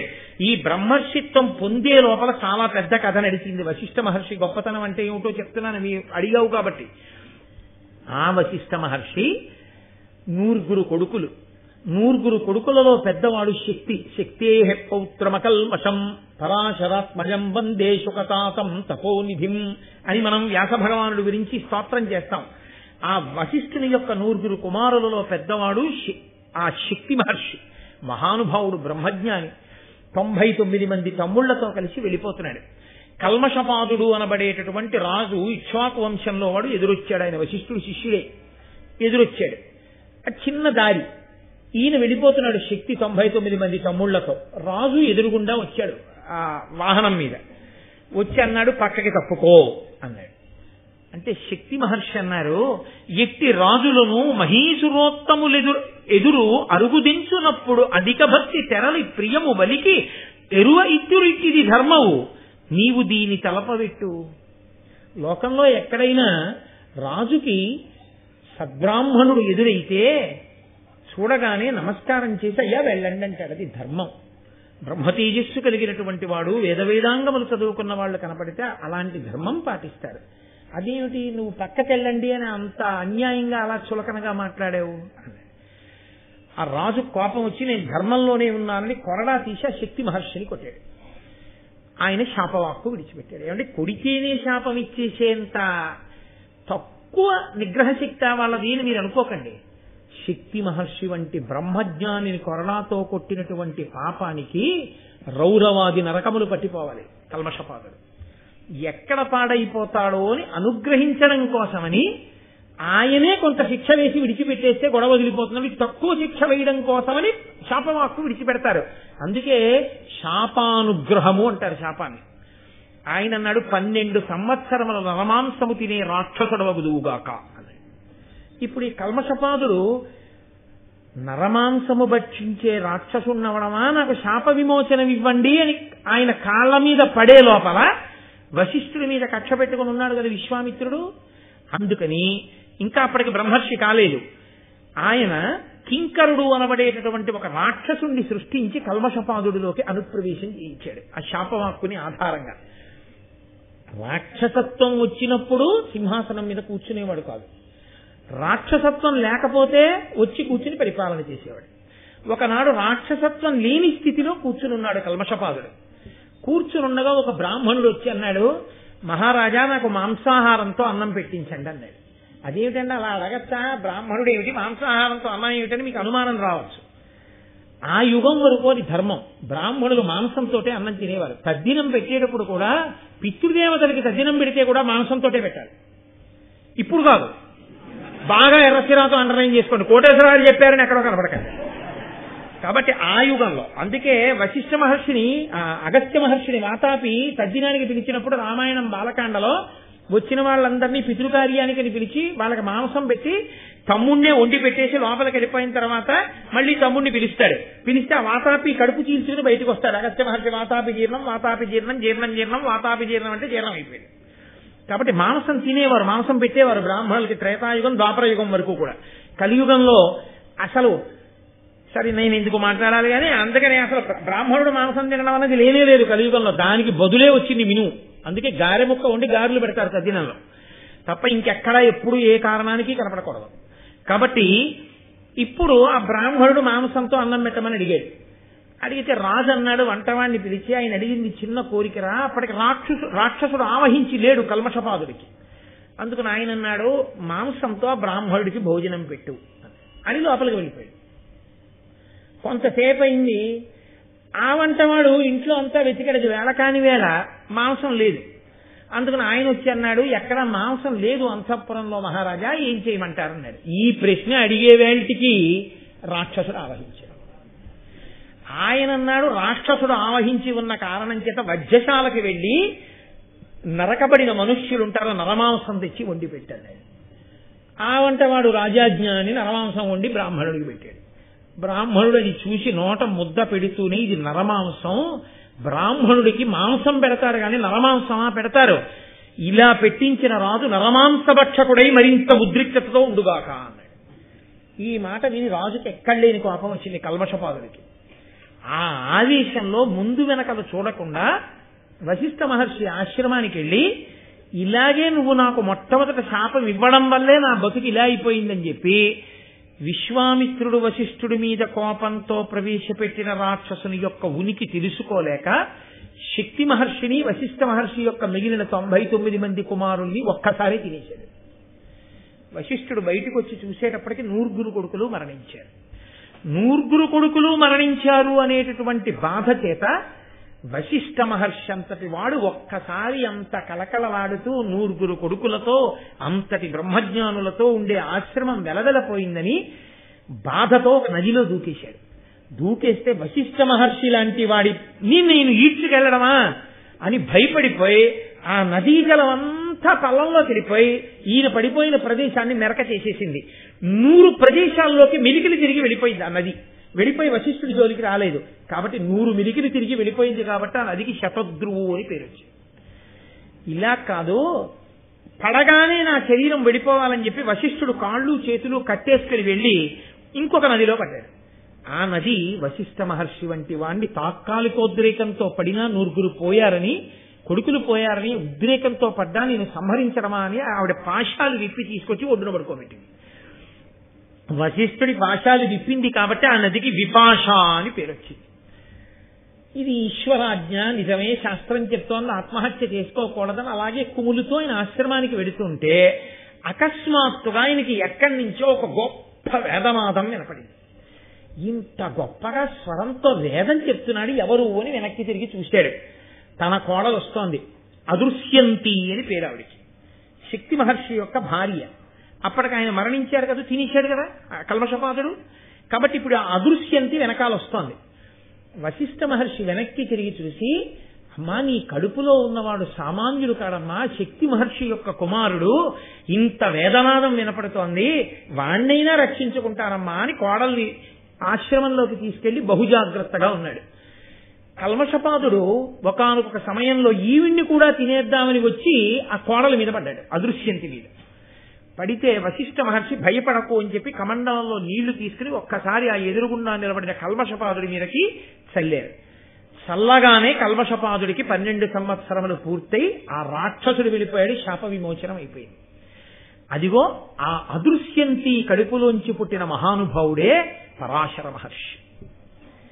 ఆ పరాశరుడు పుట్టాడు.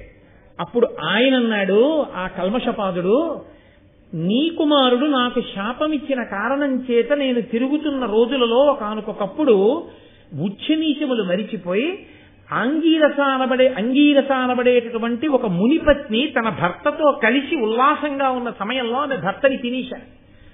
అప్పటికి నరమాంసభక్షకుడైన తినేశాడు. ఆమెకి కోపం వచ్చి, నువ్వెప్పుడైనా నీ భార్యతో క్రీడిస్తే మరణిస్తావన్న శాపం ఇచ్చింది. అందుకని నాకు ఇప్పుడు బిడ్డలు లేరు, బిడ్డలు లేకపోతే నాకు ఉన్నత గతులు లేవు, నేను నా భార్యతో రమించడానికి అవకాశం లేదు. కాబట్టి ఉన్నటువంటి న్యాయం ప్రకారం ఒక గొప్ప బ్రహ్మ తేజస్సు కలిగిన వాడి వలన కుమారుడు కలగచ్చు, కాబట్టి నా భార్య అయినటువంటి మదవతి యందు నువ్వు నాకు కుమారుడను అనుగ్రహించు అన్నారు. వశిష్ఠ మహర్షి యొక్క తేజస్సు కారణంగా ఆమె గర్భవతి అయింది. 12 సంవత్సరములు కడుపుతో ఉన్నా ఆవిడికి పిల్లాడు పుట్టలేదు.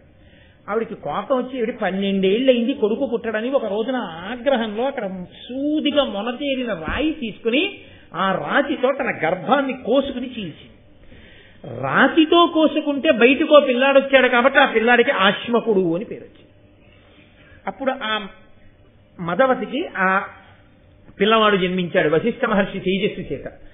శక్తి మహర్షి యొక్క భార్య అయినటువంటి అదృశ్యంతి కడుపున పుట్టినటువంటి పరాశర మహర్షి మహానుభావుడు.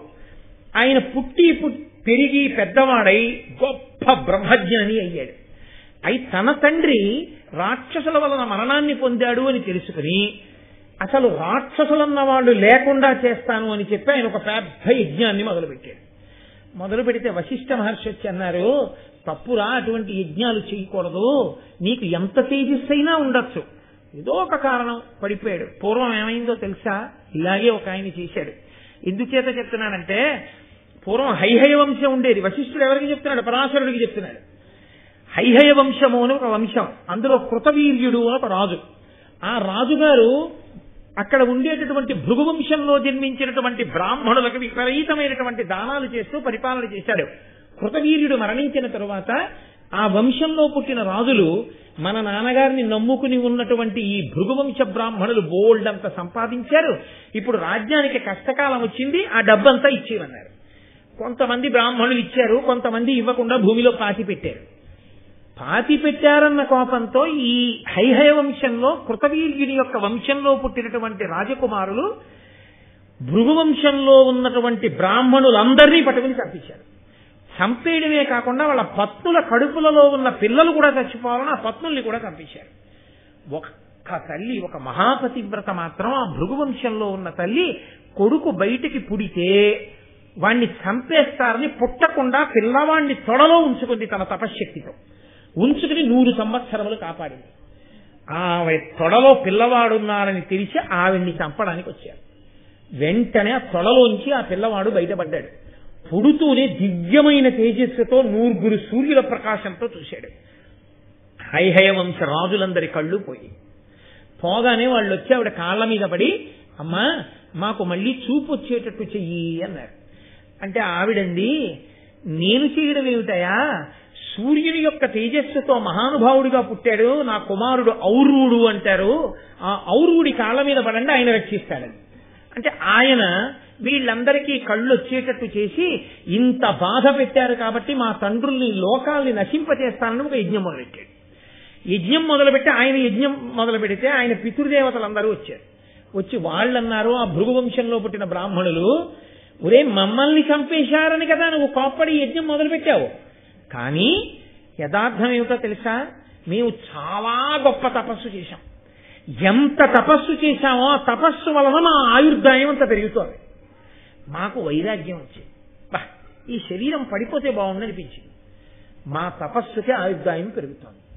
మమ్మల్ని మేం చంపుకుంటే ఆత్మహత్య, ఎలాగో అలా ఈ శరీరం వదిలేద్దామని రాజు ద్రవ్యం అడిగినా మాకు దాని మీద ఆసక్తి లేకపోయినా భూమిలో దాచాం. ఆ రాజకుమారులు వచ్చి ఆ కోప కారణం చేత మమ్మల్ని చంపేశారు. అమ్మయ్యా అని మేము శరీరాలు విడిచిపెట్టి ఊర్ధ్వలోకాలకు వెళ్ళిపోయాం. వాళ్ళ వలన తప్పేమీ లేదురా, ఎందుకు అనవసరంగా లోకాల్ని పాడు చేస్తానంటావు, కాబట్టి వెంటనే నువ్వు దీన్ని విరమించేసేయి అన్నారు. అంటే ఆయన అన్నాడు, నేను చాలా కోపంతో మొదలుపెట్టాను ఈ యజ్ఞాన్ని, మీకేదో ఆపద జరిగిందని. ఇప్పుడు ఇంత కోపంతో మొదలుపెట్టిన యజ్ఞంలో నేను నా కోపాన్ని ఎక్కడ విడిచిపెట్టను అని అడిగాడు. అదే సామాన్యమైంది కాదు నా కోపం, ఔరుగుడి కోపం అంటే మాటలా, ఎక్కడ విడిచిపెట్టను అన్నాడు. నీ యజ్ఞం ఎందుకు మొదలుపెట్టావు, లోకాలని నాశనం చేస్తానని. లోకాలన్నీ ఎక్కడున్నాయి? నీళ్లల్లో ఉన్నాయి. చతుస్సాగర పర్యంతం కదండి, నీటి మధ్యలో కదా, నీళ్లల్లో ఉన్నాయి. కాబట్టి నువ్వు ఓ పని చేయి, నీ కోపాన్ని పట్టుకెళ్లి సముద్రంలో పడేయి అంటే ఆయన కోపాన్ని పైకి తీసి దాన్ని గుర్రం రూపం ఇచ్చి సముద్రంలో పడేశాడు. అది గుర్రం రూపంలో ఉంటూ ఇప్పటికీ సముద్రంలో అగ్నిహోత్రంగా ఉంటుంది. బడబాగ్ని అగ్నిహోత్ర రూపంలో ఉండి సముద్రపు నీటిని తాగుతూ ఉంటుంది ఔరుగుడి కోపం. కాబట్టి ఆ ఔరుగుడంతటి వాడు ఇలాగే పితృదేవతల మీద ప్రేమ అని చెప్పి యజ్ఞం మొదలుపెట్టి మళ్లీ చెప్తే మధ్యలో ఆపేసి అదిగో ఆ కోపాన్ని తీసుకెళ్లి సముద్రంలో పడేశాడు. ఇప్పటికే అది గుర్రం రూపంలో నీళ్లు తాగుతోంది. కాబట్టి నాయన అటువంటి యజ్ఞం చెయ్యకురా అన్నాడు పరాశరుడితోటి.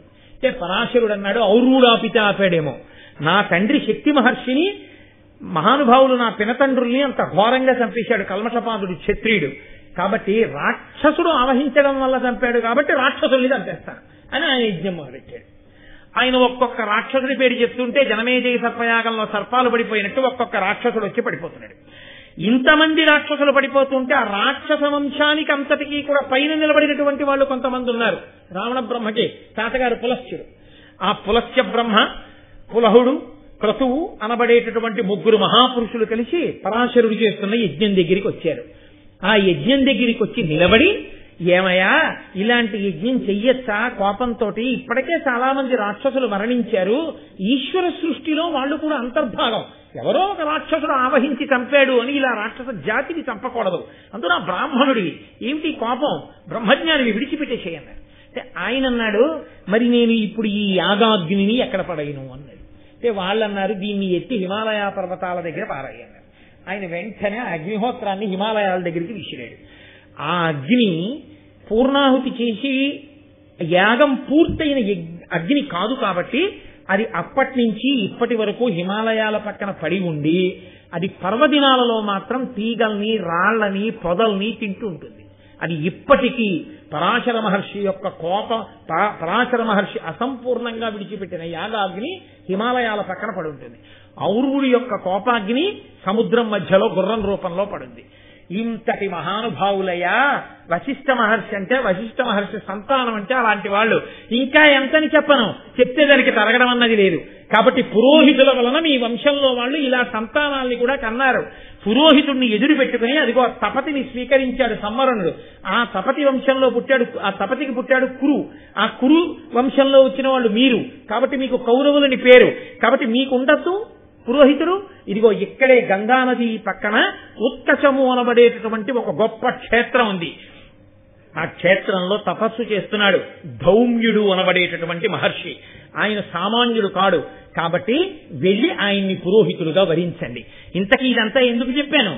పురోహితుడు అన్నవాడు ఎంత ముఖ్యమో అని కదా మొదలెట్టాను మీకు ఈ కథ అంతా అన్నాడు అంగారపర్ణుడు చిత్రరథుడు. కాబట్టి అదిగో ఉత్కచానికి వెళ్లి ధౌమ్యుడిని పురోహితుడుగా వరించండి. ధౌమ్యుడు పురోహితుడైన తర్వాత నీ కథ ఎంత గొప్పగా తిరుగుతుందో చూడండి. ఏం జరగాలి? పురోహితుడుగా దొరకగానే కథ తిరగాలంటే ద్రౌపదీదేవి భార్య కావాలి, ద్రుపదుడు మామగారు కావాలి. ద్రుపదుడు మామగారు కాగానే హడిలిపోయి ధృతరాష్ట్ర మహారాజు హస్తినాపురానికి పిలిచి రాజ్యం ఇవ్వాలి. ఇంత కథకి ప్రారంభం ఎక్కడ అంటే సరి అయిన పురోహితుడు దొరకడం.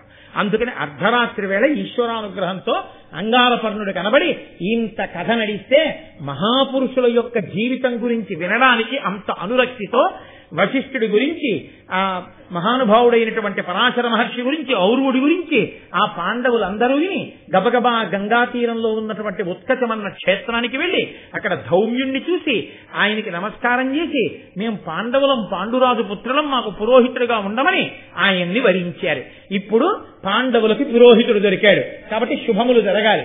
ఏం శుభం జరుగుతుందో ఆ చిత్రాలు ఎన్ని తిరిగాయో, ఆ ద్రౌపదీదేవి యొక్క అసలు అద్భుతమేమిటో, 5గురికి భర్తవడం వెనక ఎంత పెద్ద ధర్మరహస్యాలు దాగి ఉన్నాయో రేపటి రోజున మహానుభావుడైన సూతుడు ఆవహించి చెప్పించుగాక అని ఈశ్వరుణ్ణి ప్రార్థన చేస్తూ మంగళాశాసనపరై మదాచార్య పురోగమై సర్వైశ్చ పూర్వైరాచార్యై సత్కృతాయాస్తు మంగళం. మంగళం కోసలేంద్రాయ మహనీయ గుణాత్మనే చక్రవర్తి తనూజాయ సర్వభౌమాయ మంగళం. ఉమా కాంతాయ కాంతాయ కామితార్థ ప్రదాయినే శ్రీగిరీశాయ దేవాయ మలినాథాయ మంగళం. కరచరణకృతం వా కర్మవాక్కాయజం వా శ్రవణమైనజం వా మనసం వాపరాధం విహితమవిహితం వా సర్వమేత్తక్షమస్వ శివ శివ కరుణాబ్ధే శ్రీ మహాదేవ శంభో. సర్వం శ్రీ ఉమామహేశ్వర బ్రహ్మార్పణమస్తు. స్వస్తి.